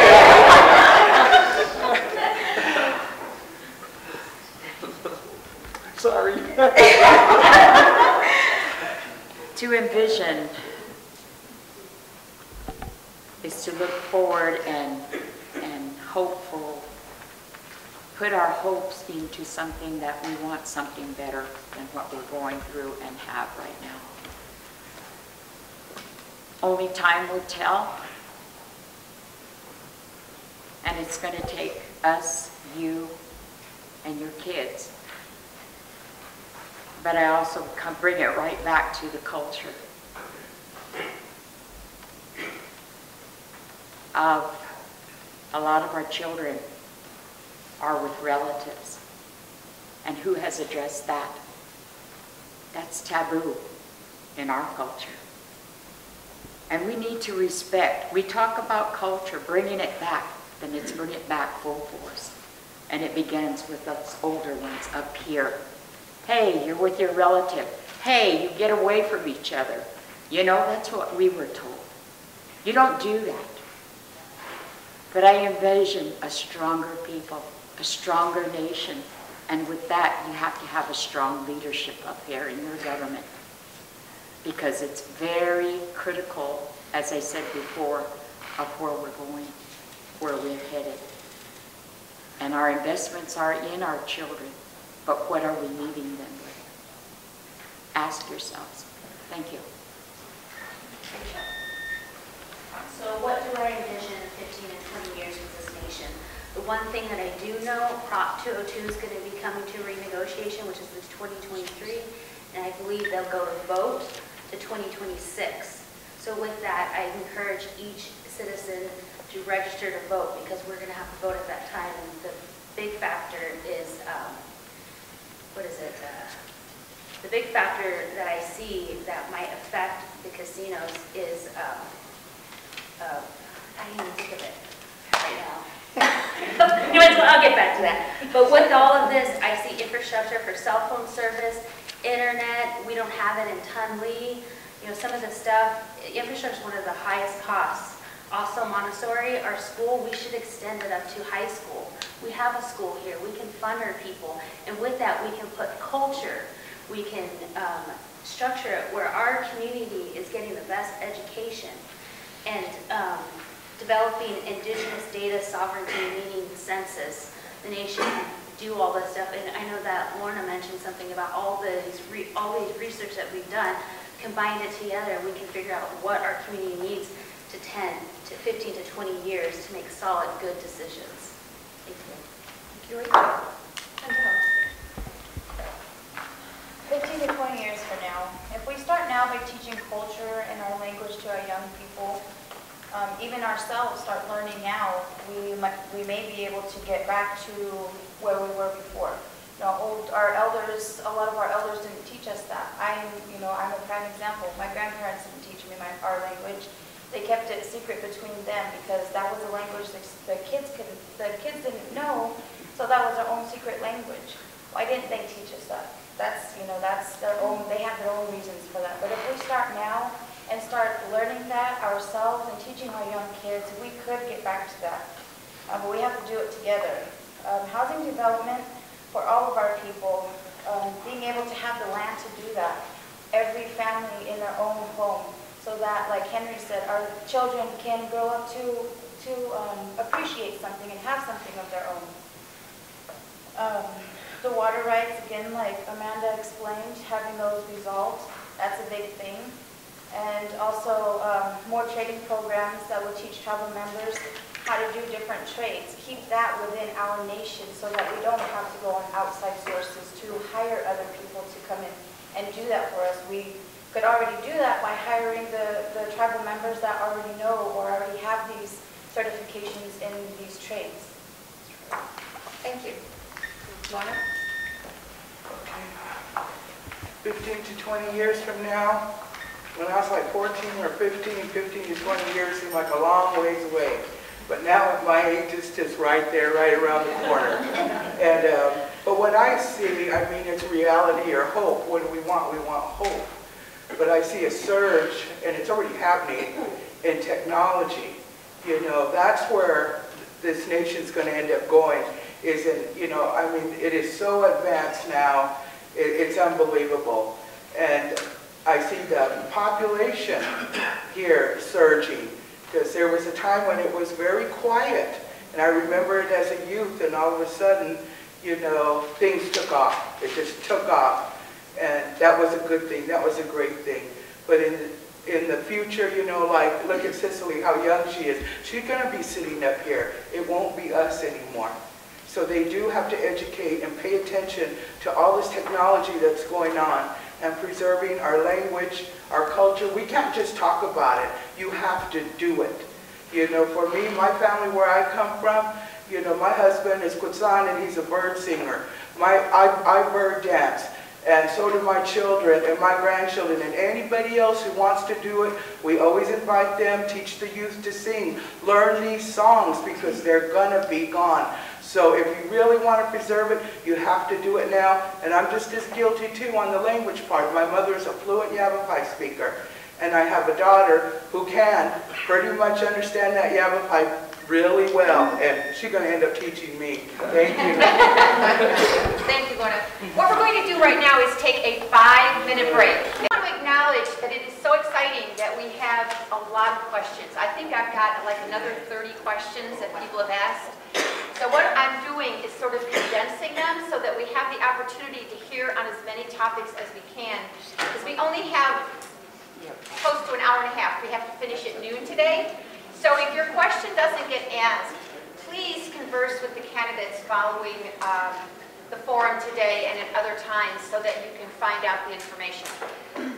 The next person we're starting with is Amanda. And this question is about youth. Everyone has talked about how important the youth of our nation is. What are you personally doing to develop our youth and to develop the leadership of our youth right now? All right, so as I kind of mentioned, I am involved in the community, and I guess that's like going to social events. And one thing I've done personally, and it doesn't involve all of the whole tribal youth, but is to get my young family involved in growing food. So I keep throwing this growing food because it's very important to me. So, you know, thanks to the diabetes program, we were able to get some land, and what I'm trying to do is show the young ones, how to grow food, how to plant, how to, 30 seconds. Well, my main issue is the programs. What programs do we have for our youth? The only one I see is probably the recreation. And I've been to the community meetings and I've heard the concerns that there needs to be more youth programs. So as part of my initiative is to start up a youth committee. I know they have the Unity, but if we start a youth committee, then we can sit down and we can find out what the youth needs and go to the youth, see what they want, the ideas that they want to see. Sorry. And let me say, I've had to shorten it to 1 minute for each question so that we can get your answers. And again, please, the question from the audience is, what are you personally doing right now to develop our youth? Not what your vision is, we know you all have one, but what are you personally doing to develop our youth day to day right now as members of our tribe, as leaders within our community? Cindy. Wow, that's a tough question. I don't have any kids, but I do on a day, not on a daily basis, but when issues regarding the children come to council, I think that would be kind of personal. I do make decisions for the good of the people, the children. I was asked to participate and sort of be an ambassador for the Unity program, which has been revived. So I have yet to attend a meeting, but I do plan on getting involved, and this would be sort of a first for me to get directly involved with the children. Thank you. Nancy. Currently, I am involved with Unity. Like Cindy said, it has been revived, and I am one of the 5 parents that showed up to that meeting. And we are, I think there was a flyer put out, a notice to the community that we're looking for more parental involvement. We're looking for more youth to join. I believe our meeting is going to be on Tuesday evening right here, where the youth and the adults can come together and submit their application. And so we can get this Unity Youth Program back up and running. And there's a lot to be learned with this youth program. And there's the products of Unity right here, sitting here. Because of their involvement, they got a chance to go to a lot of leadership training. And that's the whole purpose of Unity, is to train our youth to be leaders. Yeah, okay. Thank you. Calvin. What I'm doing right now, I don't have any children, but I do have a younger sibling. I do have nieces. One thing that I can do for them is just encourage them, as I've been encouraged as a young kid. I was always told that I could do whatever I want. I could be whatever I want. And I really took that to heart, and I credit that to a good family, a good support system. And I believe that we should all be a support system for our children, to encourage them to get involved with Unity, because Unity did have a big impact on me. As far as I can do right now is just be an outstanding citizen, go to work. I've worked every year since I turned 14, except for when I went to school, or for college for 2 years. I don't drink, I don't do drugs, I don't post crazy things on the internet, you know what I mean? Just being a role model for them, and I really believe that's what I am for the kids nowadays. Thank you. Henry. This is kind of like right up my alley. So what do I do to personally develop youth? I'm a high school softball coach at Camp Verde High School. I also coach a club team during the summertime. So this summer, talking about culture and people not being involved. When I started our club program, I would host practice, and there would be 1 or 2 students that would come, and it was frustrating. But you just show up and you keep coming, and you show them that you're committed to them. And this summer we went from the beginning from 1 or 2 students to having 23 at practice. So what do I do at practice? I teach them the sport. I teach them how to play the game, but while they're learning how to play the game, they learn how to be accountable They learn how to be a good team worker. They learn how to step in front of challenges and take them on and accept that sometimes life is hard and you have to stand strong and stay firm in your beliefs. So I teach that stuff with the kids every day. We practice. I get off work at 5. I go straight to the field, and the kids start showing up 5 o'clock. And from then on, I teach them. I teach them how to be good people and be proud. So do my part for the kids. David. To me, as to the question, what are you doing to develop the youth? I was very involved with the youth when I was young. I saw our youth, and this was back in the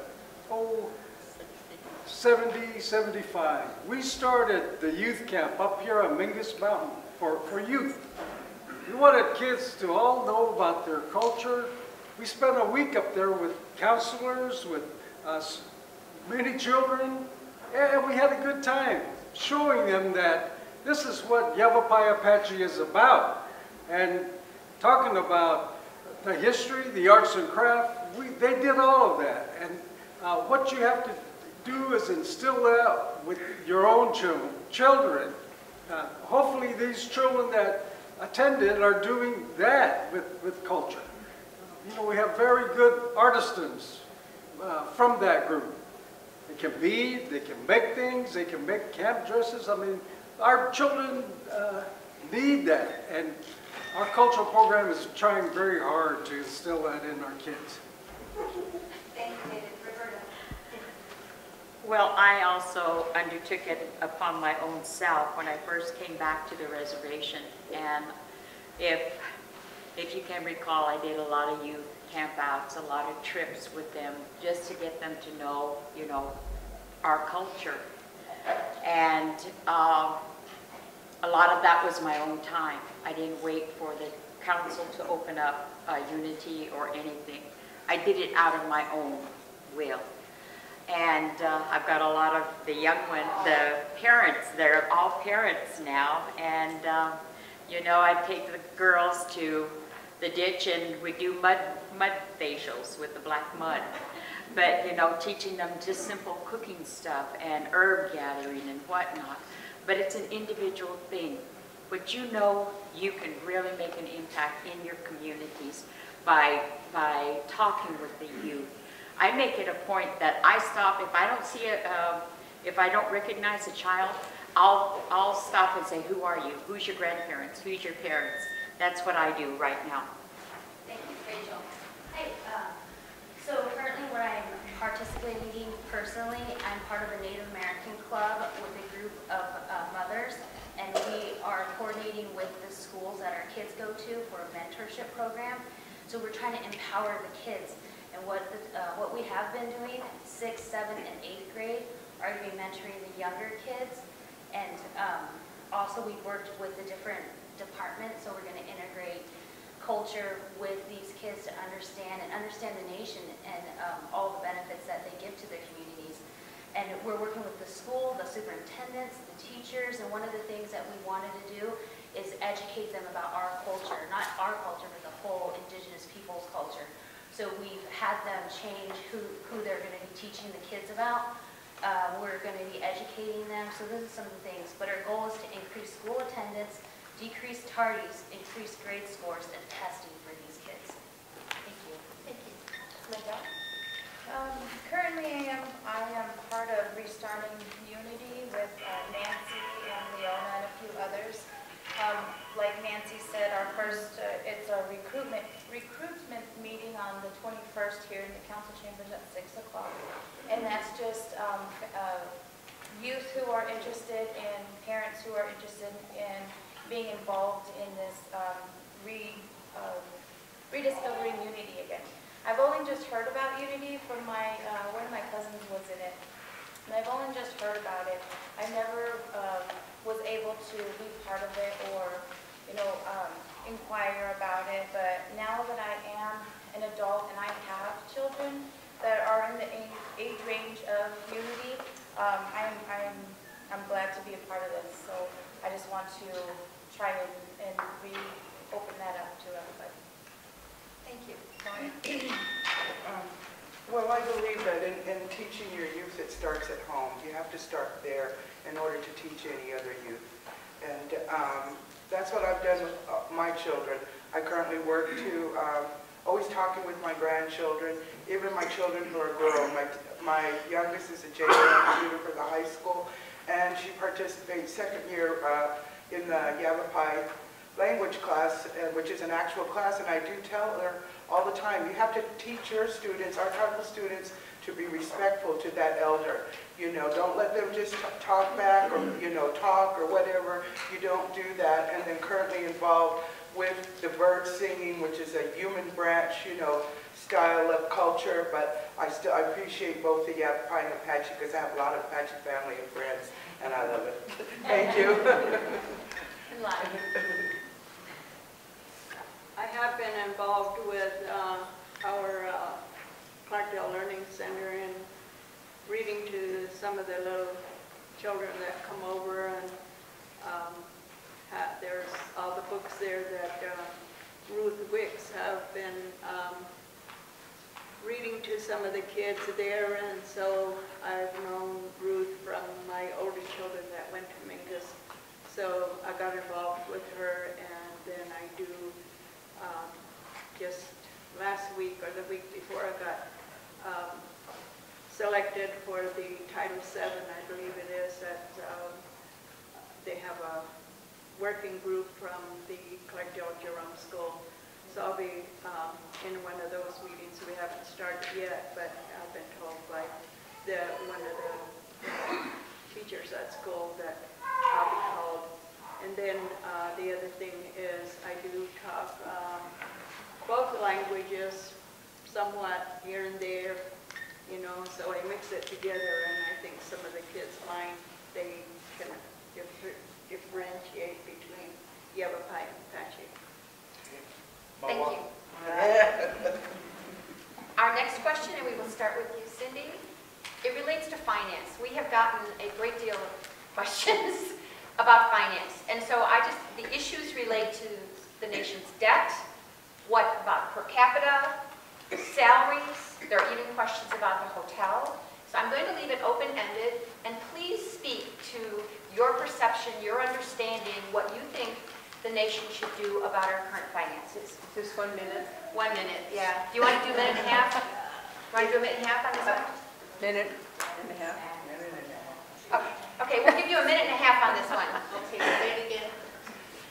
I would like you to speak to the nation's finances.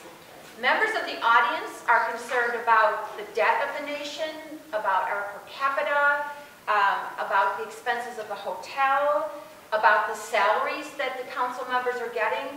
So I'm leaving it up to you to speak to that, but there is great concern about the finances of the nation and how we are managing those finances. So however you wish to address that. Cindy. So without the revenues from the casino, we'd be very limited in services since it supplies us with over half of the monies that go to our departments that we use for our nation. The other monies comes from grants and other resources, but I would say that with the revenues from the casino, okay, I'll go back to what another candidate said about getting involved in voting and getting updated about the compact, and when the time comes to around that everybody needs to vote, we need to let the people on the outside, because they're going to be the ones voting for the casino. So we need to establish those relationships with the outside communities, and we kind of like to have to influence them to vote on our behalf. That's about it, because all the casino revenues take care of the departments, the salaries, everything. The debt, it is there. If we want to move forward, if we want to grow, if we need to have debt. We can't just pay, you know, hand over the money and say we want this and that built. So there is debt. when I first came on, I was not, okay. This is a tough one. Nancy. Juicy information. The nation's finances, like I always tell you guys are millionaires. We run a multi-billion-dollar enterprise, and that's our casino. We generate the revenue, and it comes here to offset the programs. 80% is given to run the nation's government. 5% goes into our investment account. 10% is paid out through a per capita revenue, and there's another 5% that goes into, it goes back into the casino for their, when they need to buy assets or things to fix their machines and stuff anyway. And so, and then we also get grant dollars to run our various programs.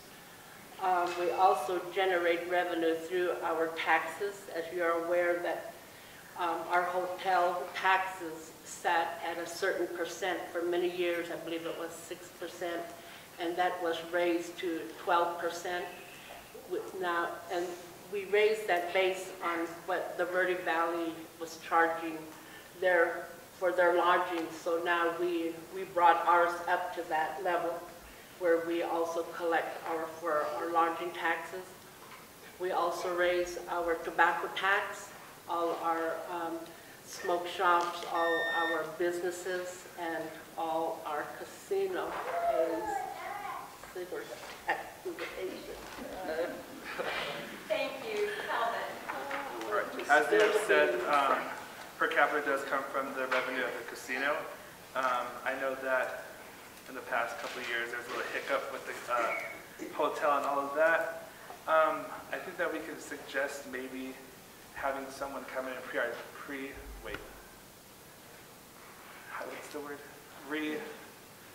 prioritize the budget, see where we're lacking, see where we can give a little, push a little bit more here and there. Excuse me. That's all I have for that. I'm sorry. Minute and a half, right? Start over. Yes. I was just finishing that one. Oh, okay. Okay, so the finances, for me, I think that's somewhat of what I specialize in. It's what I do. Is, I've worked on starting businesses from the ground up, from zero to 4 acres of commercial property and multiple trucks and transporting. So finances, I'm good with that. The debt, I think what you were getting at is it's always going to be there. We have to manage it and keep it where it's under control. Spending money, you have to spend it in order to make it. That's just the way it is. That's how things are. Per cap, everybody wants per cap. Everybody wants money. I do. That's how I survive. That's how I pay for my kids. So with all the businesses and things that everybody's talked about, we need to do that and generate some revenue so we can afford to help everybody out. There are limits, limited by budget, limited by income. So if we can raise our income, then we can help with our finances. We can help with everybody, more people. I like David's idea about building the elderly home. I think that would be awesome if we can make enough money and support that and have our elders living good, going on trips, going on vacations. All that is part of finances and being able to build a bank account that we can afford to give back into the people and the community and the kids. So, Thank you. David. The nation has several debts. And the debt like you, I'm not sure about your question, but the debt I'm concerned about is the land. We put up a lot of money in collateral to borrow $35 million. Now, it's good news is that we're close to the end of that. So we're going to have money again. That's great for all of you. You don't know that, but we're going to. The thing is, to start other businesses, we've got to continue to borrow money. And again, it's money like taken away from you, but not really, because we're going to have a business to start up. We're going to have employment for your children, for your relatives, my relatives. So that is one of the debts that we're going to get out of. In regards to the hotel, our hopes is still there. Somebody mentioned hope, is that it's still there, that it will survive and bring in the income. We envisioned, the council envisioned back when it started, that it would enhance our gaming numbers. We've done a lot to enhance our gaming numbers. That sign on the road over there that flashes off and on said it would bring $3 million. I don't know that it has. We bought the Chevron thinking the same thing, $3 million. I don't know that we've made that much. It seemed like our budget is like 20,000 a year, and it's never increased, never went to 30. Sorry, we tried. I wish I could talk more, but. The finances of the nation should be transparent information to where all of you have access to it. So that way you can judge how the nation is running, how we're going to be at the end of the year. And, you know, we all know, we're not blind to that the casino, the monies are going down. So that means that your per capita is going down. The future of the nation really is in the hands of the 9 individuals that serve you up here as your public servants. They have to be knowledgeable. Right now they need to be strategizing on how to amend those figures, those percentages of where they have the certain monies going out. Because of the needs of the nation, and the critical state that we're in, we have to have people that are going to have business-minded ideas, goals, and the effort to really sit down and look at the negatives and the positives of everything. But, you know, again, it begins with that transparency of where we're sitting at financially, and that begins up here. Nothing is a secret from you people. Nothing should be kept a secret. That way we can deal with our problems. Thank you. In regards to finance, 80% of the bottom line from the casino goes back to the government, but it only funds 60% of it. So as it's mentioned, that we rely on grants and also our businesses to contribute to have this government to structure. You know, we talked about taxes, we talked about businesses. The businesses have been extremely successful. We keep 3 months of revenue and the rest goes back to the nation, and that contributes to your holiday bonus. Also, per capita, as it's mentioned, 10%, and then for a couple of 3 years, it's a 50%. So the finances in regards to the government, yeah, we do have debt, and as we have the loan debt that, as David Paul mentioned, we also have the casino debt and potential, but all in all, we pay every single one of these items, and depending on how well the casino does, is gonna, actually that revenue doesn't even go into the per capita, but just gaming does. I know that something that was talked about is salaries for tribal dignitaries, and I guess that's like the $60,000 question. And you know, I really don't have an answer. That's like a budget process, and it's the council that decides the budget. And if someone disagrees, it's the overall of it. So. Thank you, Rachel. Personally, I'm not familiar with finances of the tribe. I myself, just like all tribal members, I receive a per capita.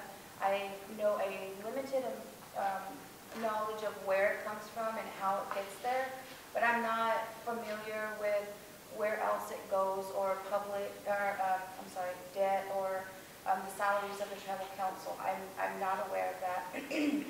I'm not familiar with it, so I can't really say much about that.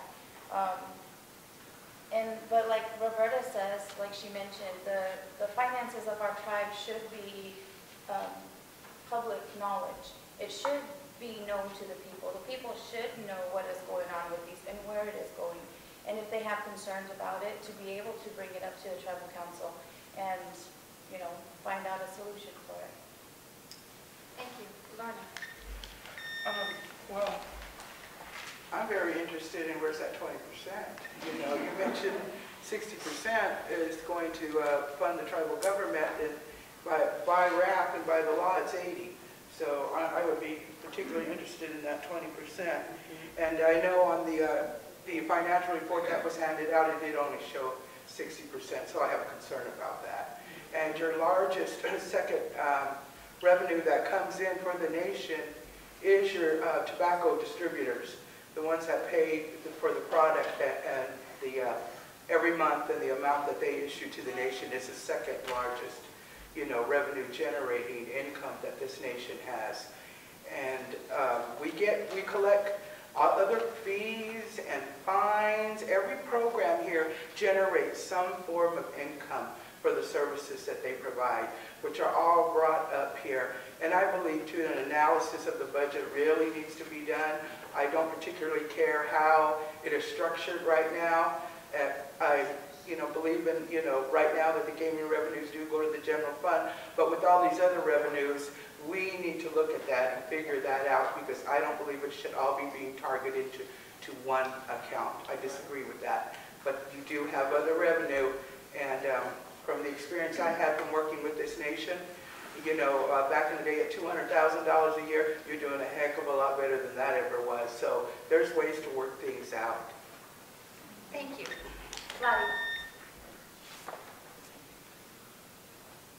Some of the things that I was going to mention are already done, but I would really try to do some things on an open book of finances, because all the tribal members should be able to go into finance and find out exactly what's there. We haven't been allowed to do that, and I would see it working a lot better so that our people would know. The other thing is that I think that when we get our information, it's not just graphs, it's numbers. We need to see numbers, not graphs. And I think that's very important to our tribal members, so that all of you know exactly where we're headed and how we're doing on our debt, and if it's there or not. Thank you. Thank you, Lottie. And Amanda? Okay. Well, I, as a community member, and also concerned about, these are some really great questions that I have questions about as well. And, I kind of like Henry's idea about, the debt. I can't really answer for that, but I think there does need to be a strategic plan, which seems to be already in place on how we control that debt. As far as per capita, it seems like we get 10% of that, and if we want more per capita, it looks like we're going to have to boost our revenue for the casino. So, and how are we going to do that? I would say that would be the casino's responsibility on how they're going to boost the revenue. I've heard tribal concerns about advertising, and then of course, in our constitution, the tribal council is the one who does the tribal enterprise and things. So I'm still learning, but I would like to learn more, and I would like to do more research. Sylvia said, I'm going off of this. This gives us, it's just a graph. It gives us how much percentage was given to us, 42% for payroll expenses. So by looking at this revenue, I would like to see what we can do as far as funding. How much money are we spending? One of the questions was on waste. How much money are we spending on water? How can we reduce those costs, and more of that money can go back into other programs? So I would like to look into the budget, as I'm not too familiar, but I would be working on how different money, like Lorna said, how it could be reanalyzed. The whole thing needs to be reanalyzed and figure out how we can put this money to better use. Thank you, Amanda. Nancy, you'll start with this question. There is a policy that gives a right to a non-tribal or non-Indian to live in housing with an enrolled child tribal member. This policy has hurt our tribal members who need a home. State your position regarding this and whether you support it or do not. Okay. If the children are tribal members, have a right to live here in our community, whether their parents are non-Indians or not. But you have to think of the child, and that's how I look at it.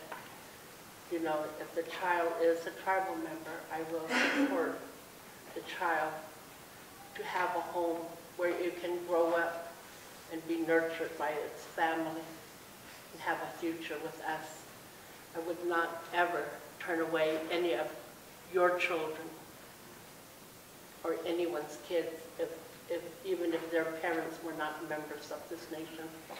I definitely support our kids, our youth. Thank you.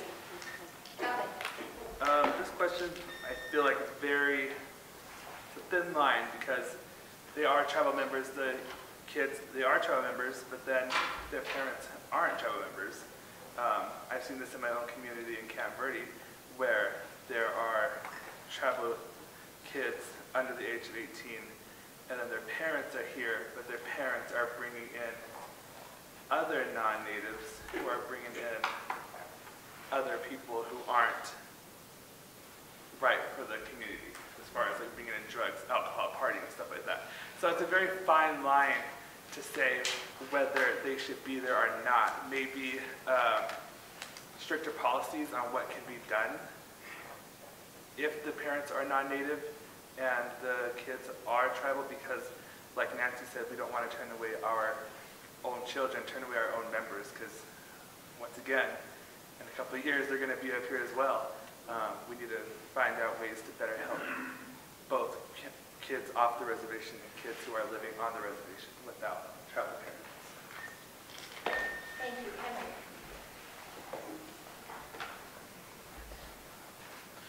To be able to live on the reservation and not be a tribal member, one, if you are given that opportunity, you should be proud and you should respect the people in the community that you're living in, that you've been welcomed to live in. So if you do have a kid, and it's not the kid's fault that the parents got a divorce or worse, maybe an old member deceased, are you really going to tell the kid that they have to leave to go live on the street or to go live in a shelter? I don't think so. I wouldn't. I was always told back in the day when we traveled, our people, we didn't just stay with Yavapai Apache. Pima, for a tribal member or non-tribal to come here and say, well, you're not Yavapai Apache, you can't be here, but yet your kid can.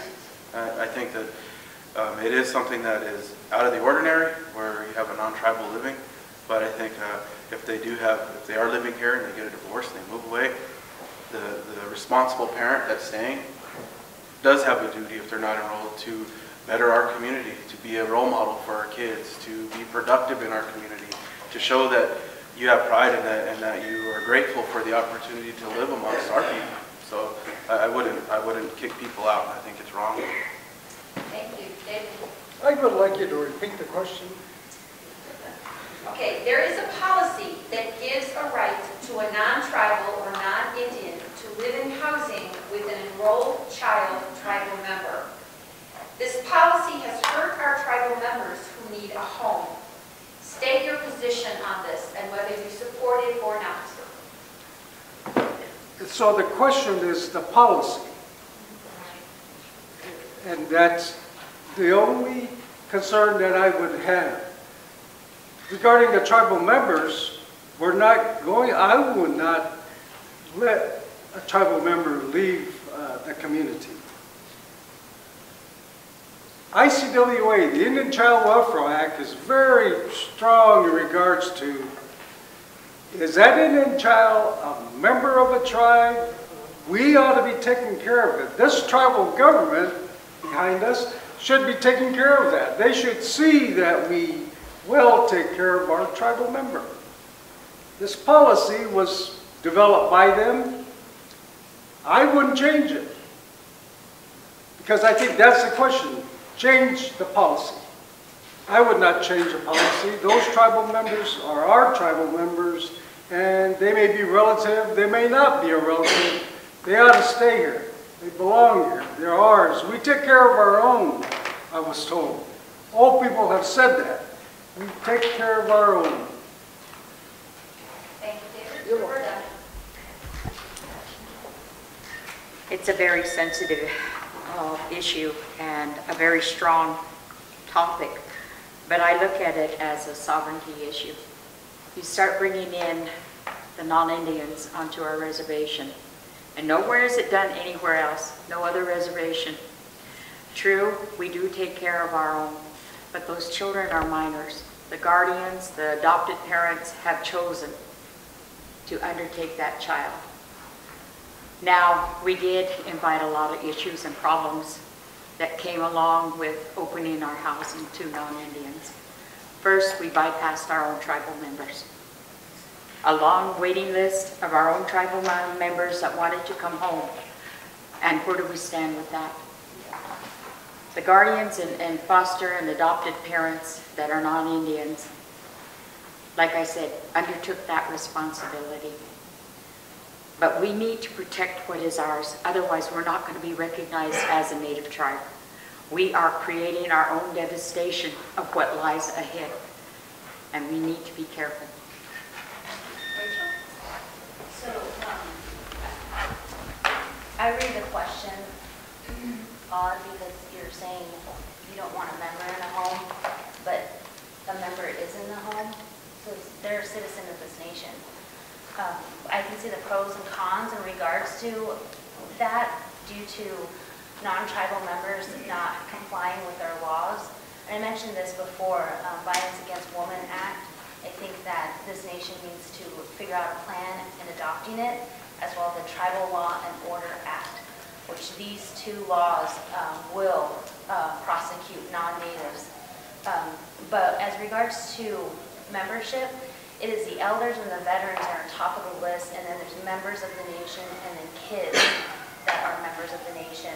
So our community does get homes, but they're at the same length as regular memberships. But a lot of the people up here mentioned that we shouldn't, these children need to come back here. They need to learn our culture, our history, this nation. And I 100% will advocate to keep it on there. The policy. Thank you. Linda. I feel like it's in the best interest of our children. Yes, they do need to stay within their nation, and they need to stay with the parent. We can't keep forcing our children to be sent off to foster homes, non-native foster homes. They need to stay within our nation, within their family. And if their father is the non-native, let that father stay and be there for those children. If you think about it, this home was already established for these children. So bringing them and uprooting them out of that home, it's not putting anybody else out but those children. And those children are the ones that we need to fight for. Thank you, Lorna. Well, this is it. It is. I agree with a lot of the comments that are being said here, but it just seems to be, I mean, we need clarity of that policy so there's not misunderstanding amongst the tribal members on how this policy does govern those who are non-native with tribal children. And also, we have to remember, too, that housing, you know, that's public money as well, public funding, and you can't be discriminatory when you receive federal funds like that. So, you know, it's a sensitive issue. It's a moral decision that has to be made by this council. But I think we just need to sit down and review and weed out, you know, some of these issues and just make it more clear for everyone to understand, because we do have an obligation to protect the welfare of children, and that is on our shoulders. So, thank you. Lottie. If the policy is going to be something that we actually go by, how many policies have we had that we don't go by? And so, you know, that is a really big, major problem that we have. And, you know, already it's been stated about the sovereignty, stated about how we do things in regards to our children. There's been pros and cons in that issue for the longest time. And yeah, I guess it is a real big problem with our housing.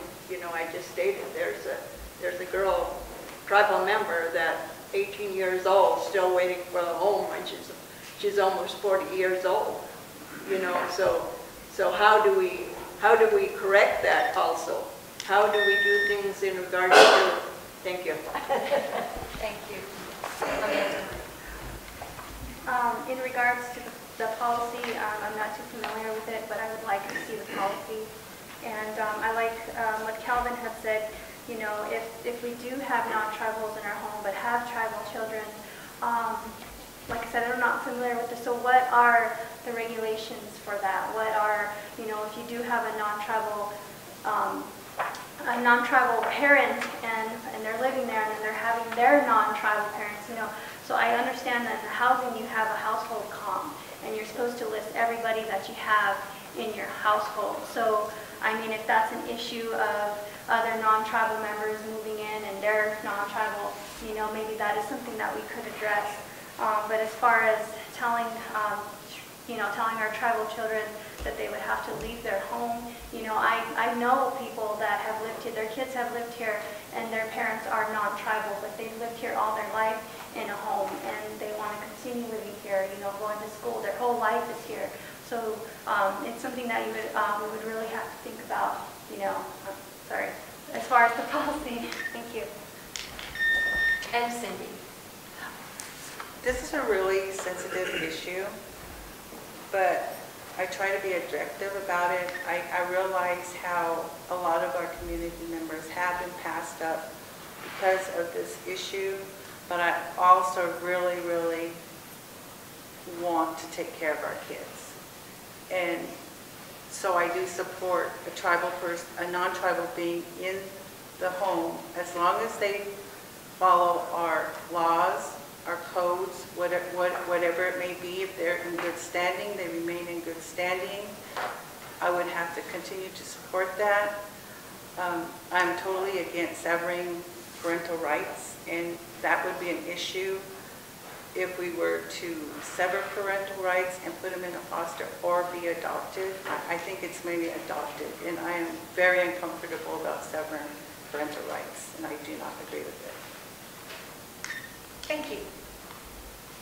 This will be our last question, and then we'll have closing statements. And I believe, Calvin, we start with you on this question. What will you do to appoint a judge who has judicial and or legal experience, who is a Native member, since council appoints judges? I would be all for a Native judge that's in our community. I think that's what we need. We need more Native people in high positions like that, not just non-Native people. Not really understanding the question. Can you read it again? Sure. What will you do to appoint a judge who has judicial experience or legal experience, who is a Native member, since council appoints judges? Yeah, like I said, I'd be all for that.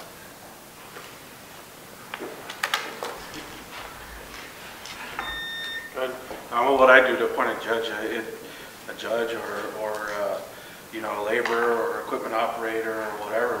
We do have Native preference, and we should hire our people and give our people the best opportunity they can to be successful. So if we had a judge come in here and there was a vacancy, I wouldn't create a job for him, because that's not fair to somebody else to take their position. But if there was a vacancy, it's tribal preference.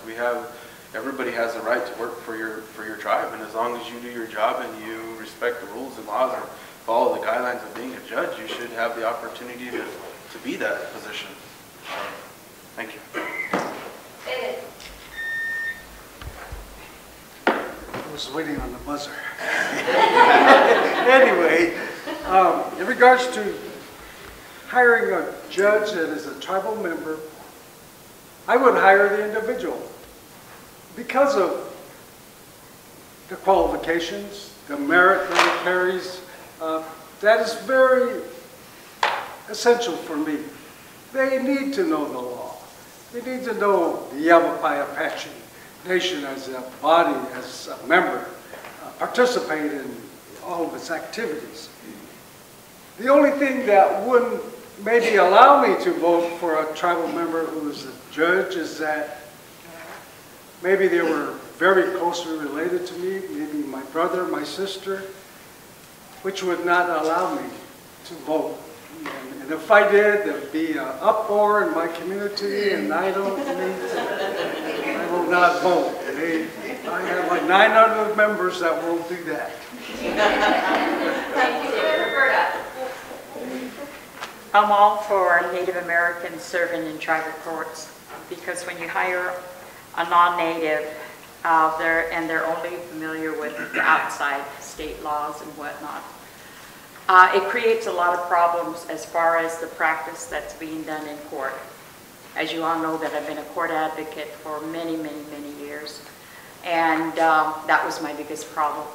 Because you got a non-native judge sitting up there, then you have a state bar served prosecutor, and you're going against them. They don't know the laws.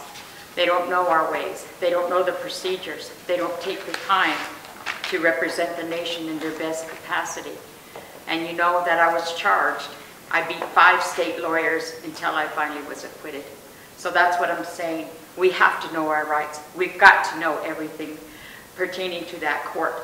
And the legislative body can't turn away from the judicial part of it, because that's our rights being violated. Thank you. This is a high rate position. To be a judge, you have to be fair and just. So I would hire them as an individual, but definitely take them in consideration in regards to being part of a nation or any nations. Currently, this council has appointed the appellate court, and they're all natives. So we take that in huge consideration. But if it's a non-native judge that is appointed, we have to make sure that they apply the culture and traditions of the nation, or that's their intent. But we're separate. We just pick them. You know, judicial and legislation is separate. So that comment I just made, you can't make sure. But we just hope that they would apply the culture and traditions to this.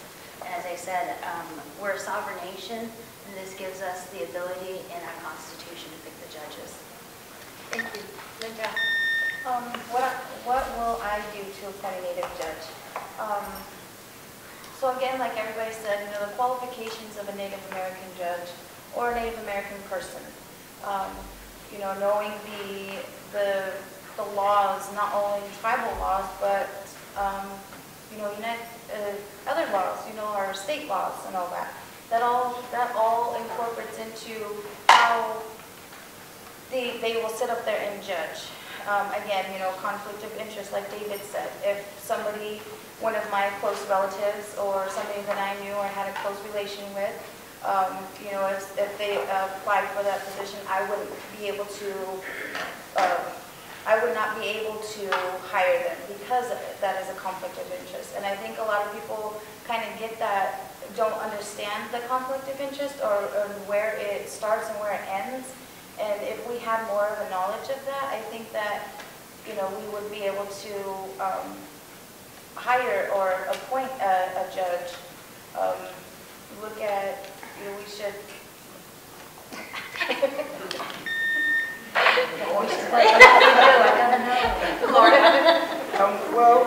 First of all, the nation's constitution governs the appointment of judges in our judicial court. And so we have to abide by that. We have to comply with that. And the nation has had Native American judges here in their court system. It's not that they never have. They have had Native Americans who have served in our courts. And in regards to the Constitution, there's an appointment, there's a term, there's a time period. So we constantly are recycling judges because of that term period. And so, but I am for a Native American judge. Hey, they want to come and apply and, service our court. I'm all for that. They're just hard to find because maybe we need to be looking at the salary that we offer, and we may get some good people in here. So. Thank you. Lottie?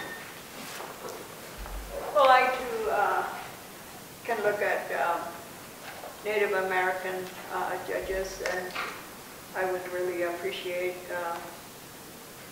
the knowledge that they have in regards to tradition with the tribe here, you know, both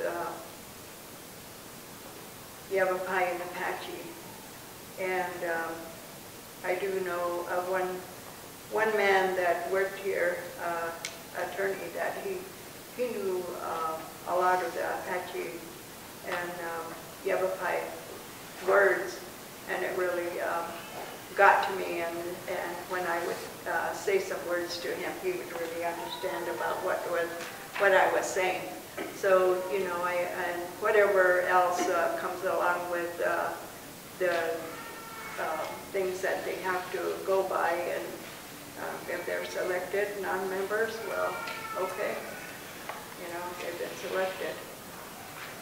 Thank you. Amanda?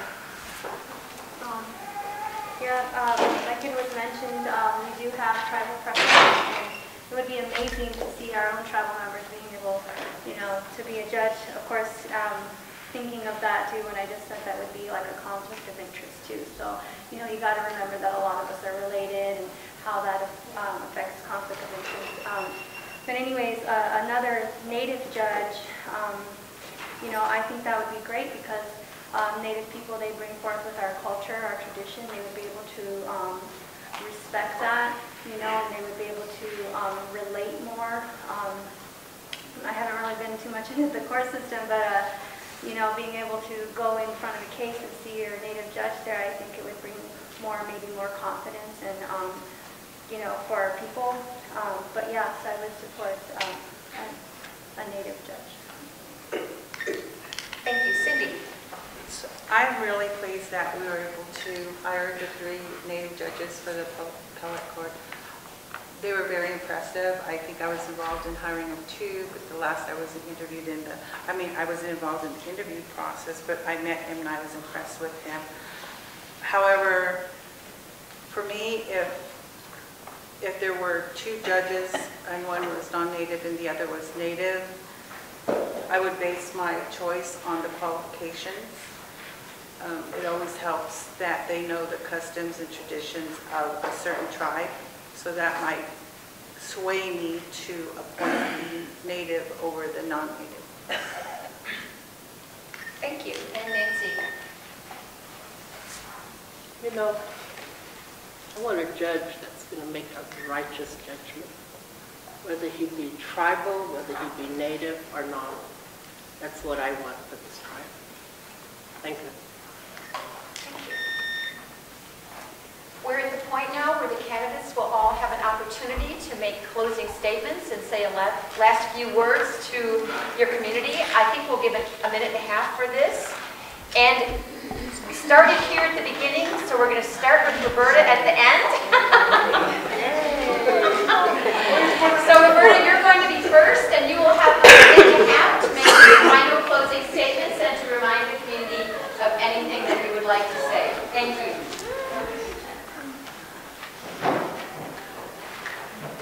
I'd like to thank all of you for taking time out and coming this morning, because this is what's important.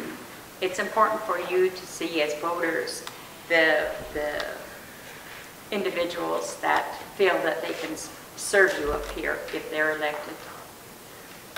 I thank those that come from a long ways, you know, because it does take a lot of gas money and whatnot, but it's good to see you opt reservation tribal members. I want to say that this position of tribal council leadership, they need to be held accountable. And none of us should feel guilty about whether we're polite or anything. It's a frustration that I know we all go through out there when we don't get the answers. But when you sit up here, you have to have thick skin. And if you don't have it, what is the saying? Get out of the kitchen. Because we can't have people up here making decisions that are very sensitive to what is said to them. It's accountability that we need to hold each and every 9 tribal council members up here. It's a hard job, very hard job, but you got to keep focused. You got to keep the communication open with everybody, especially with you out there. And nobody should be keeping secrets because you're told up here to not say anything. Thank you. Thank you, Roberta. David. I want to thank the people who have voted for me in the past and for the folks that will vote for me in the future. Thank you. I am very pleased to be a candidate this year. You know, trying to be a candidate is can be troublesome. I ran into a problem last year and ended up in court. I just got tired of the whole deal, and after 3 times in there, I said, forget it. The election was over. I probably could have won. Hey, but that didn't happen. I didn't do that. I thought, okay, I can sit out a year. I've done that before. I've lost elections before and won probably many. Hey, but anyway, it is great to serve you as a tribal council member. And I will do that. I will be fair. I have the ability to sit and listen. I want to hear both sides of the issue. I don't want one side to dominate a decision. I want to hear the other side. I don't like it when they don't let the other side speak, but I can't hear them in public because this is a public forum and in council, and I need to hear both. I make a better decision when I hear both. It's when I don't hear both that I get one-sided, and it's not against people, it's probably against my council. And I've done that. That's the way it should always work. So I thank you in the future for your vote.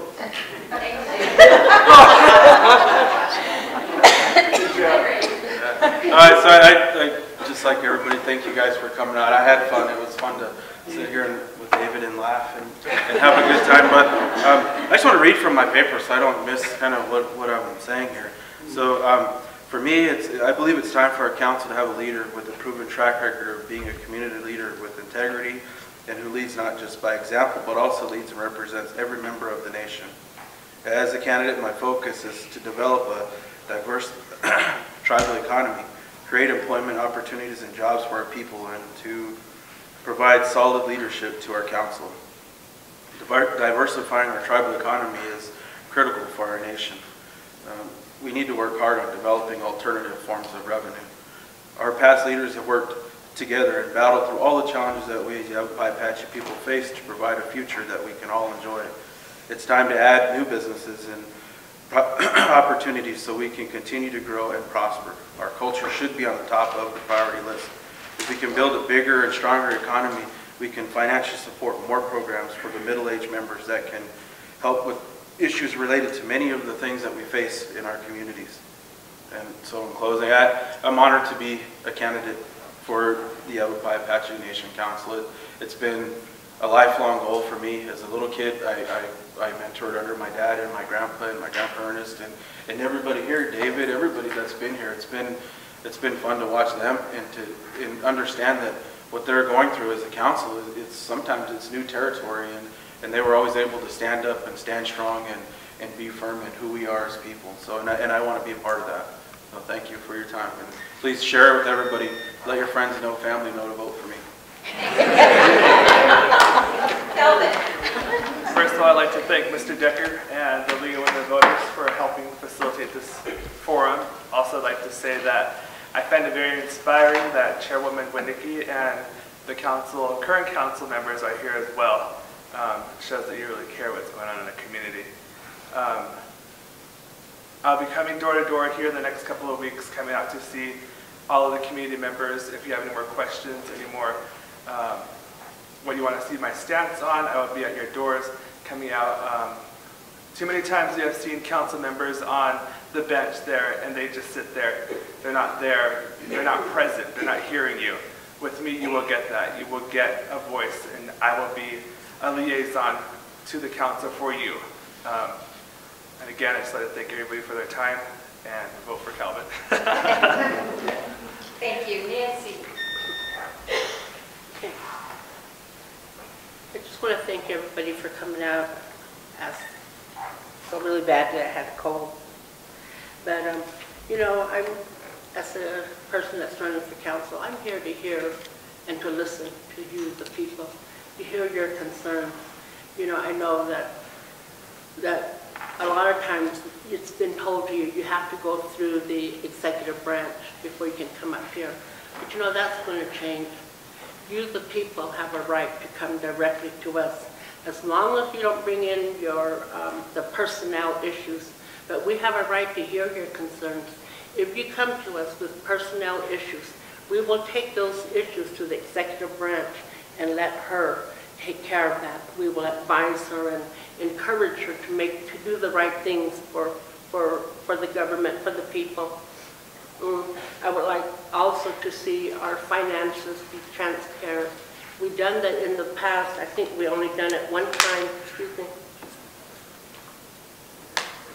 We put the finances, we brought it to the Clarkdale community. I know we haven't brought it here, but we were able to show the people where we were at in our finances, where the revenues were generated, how they were expended. And one of my other goals is to develop the economic development, to grow that. I know we have a community out in Rimrock that we haven't invested in. I know we put a playground out there. We renovated the homes, but there's more out there that we need to do for that community. Thank you. Cindy? During the first term that I served on the Yavapai Apache Nation Council, I've come to understand how tribal council functions, and my perspective has changed. The previous councils have done their best to do what's best for the nation. It might not be apparent, but they have. And so I just would like to say that I understand it a lot better now. And hopefully, if you give me the chance to move forward, I can be more proactive in whatever issue you bring forward to the council. Thank you. Thank you, Cindy. Amanda? Thank you guys for being here, and thank you for everyone who had to put this on.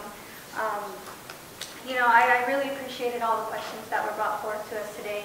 It really makes me, as a young person, puts me in a place where I need to know these things. You know, I need to go out and do more research. I've only been going out, you know, here and there, and like Calvin said, I want to go out to the community. Well, I am going out to the community. I'm going to hear, you know, every individual and what their concerns are. I've been going to the community meetings, and I write my notes and I take down what are the concerns, you know, and in my mind I try to create solutions. But a lot of our tribal members already, we do have very intelligent and smart community members. They have good ideas, not good ideas, but they know, they've worked with our tribe, you know, for so many years. They worked at the casino, so we need to bring all that together, all this good input. But, you know, one of the main things, like I said, was with the agriculture and the growing food. My idea was starting, well, it's actually another community member's idea, but starting an agriculture committee so we can better utilize our land. And a culture committee. I guess there used to be a culture committee. There isn't one no longer, but and then the culture committee can help find ways to better preserve our culture, and then of course bringing together the Yavapai and the Apache, because we're both Yavapai and Apache, and we should be both embracing those cultures and knowing. I would love to see our young people speaking both Yavapai and Apache. Like that would be very powerful. And of course, you know, the youth and, sorry, I do have a Facebook page, so I want to post more of these, you know, we're very time limited, but if you want to hear more, you know, I'll be around. Thank you, Amanda. Lottie? Well, I want to thank all of you for being here and to hear me out on the questions that has been provided.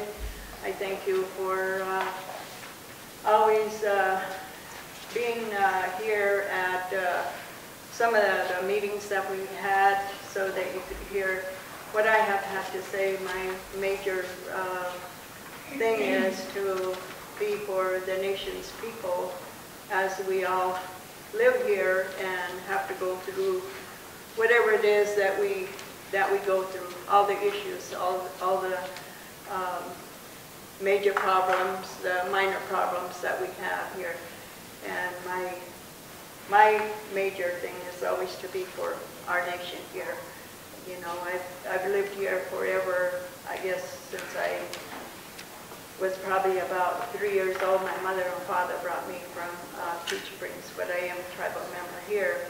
And so, you know, just being out at Rimrock, living out at Rimrock, living here at times, you know, and doing things for relatives and friends, and being a supportive person in doing a lot of objective things that could happen, that would happen.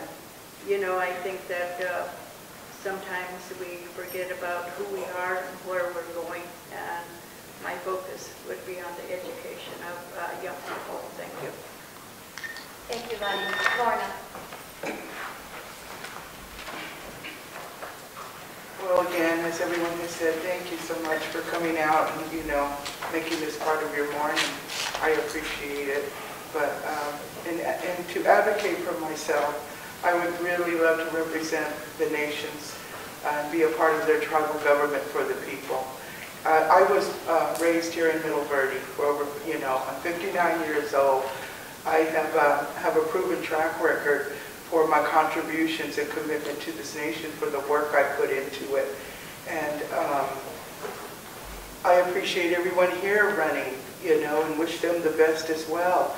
But I think the biggest thing, too, is to open the communication that has been, the door has been closed a little bit too long in the last 2 years for the people. They need to say, we cannot improve nothing. We cannot go forward unless we hear from you and what you need and what you want and what your desires are for the future. We can't do it any other way. We can sit up here and make various decisions that may not, you know, affect you, but everything that we do has to be for the benefit of the nation.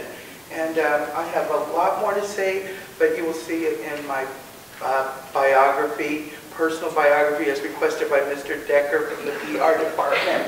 So, and there's so much I would like to say, but I really thank everyone and wish everyone running the best. And many blessings to all. Thank you. Thank you, Linda. Linda? Thank you all for coming out today. This is my first time to actually be a public speaker. I'm not a public speaker, so this kind of brought me out of my shell. I've been in a shell for a very long time. I live out in Rimrock, and I mean, I grew up out there, and we don't have a lot of people, you know, we don't have a lot of community involvement out there. And I think what it is, it's not that the nation is not recognizing us, it's that we as the people out there are coming out here to be recognized by everybody else. I think that as me running, you know, I'm very intimidated, I'm very, I'm nervous about it all, you know, but here I am, I came out, I'm coming out here, and I'm being known because I want to be. I feel like all of us, you know, even Calvin and Amanda, you know, we're young. Everybody else has served on tribal council, you know, and we're young people, and that's what it should be. We should have more young people out on our tribal council, you know, and I feel like, you know, being the voice for, not just for the elders and, you know, everybody else, but also for the kids. The kids need a voice. They don't have that voice. They don't have somebody to go to and say, hey, we need this for our, you know, if there was something that we could do every day or something, you know. We need a voice for our children and also for the rest of our people. We need to start coming together as one nation, stop segregating ourselves. You know, Clarkdale is their own, Camp Verde their own. We all need to be one because we are one. Thank you. And finally, Rachel. Hello. We are a strong nation, and it's been such an honor serving this nation, and I appreciate the opportunity to continue the welfare of the nation and its inhabitants. But I wanted to say something about myself. I did graduate from the University of Washington in business administration, so I do have a financial background, also a business background. And I did take a couple of courses at University of Arizona on Indigenous law and programs, so that's something that I have been implementing with this nation. A lot of ideas that I came was from my education and implementing it for this nation. So I do appreciate everyone attending and listening to each one of us, and as well as the participants here. It's, as I said, it's been an honor serving our nation. I hope to continue it for next term. Thank you. Thank you. In conclusion, I would like to thank the candidates for your time here, for your thoughtful answers, for your engagement, and the audience for the questions you've asked and how involved and engaged you are. I've been doing the forums here in Arizona for about 8 years now, and it's always a privilege for me to come and do the forums here for you, because there are so many thoughtful questions, and you as a community care so much about the leadership of your nation. And Don, thank you for putting all this together for us. I want to remind you to vote. This is really important. Election day is Saturday, September 15th. The election hours are 7 a.m. to 6 p.m. We have 4 locations. Middle Verde at the Social Service Building, Clarkdale at the Senior Center Building, Camp Verde at the EDA Building, and Tunley at the Tribal Housing Building. So please vote. The candidates, I'm sure, will be willing to stay later if your questions didn't get answered, because there were a lot we just couldn't get to. So thank you, and have a wonderful rest of the day.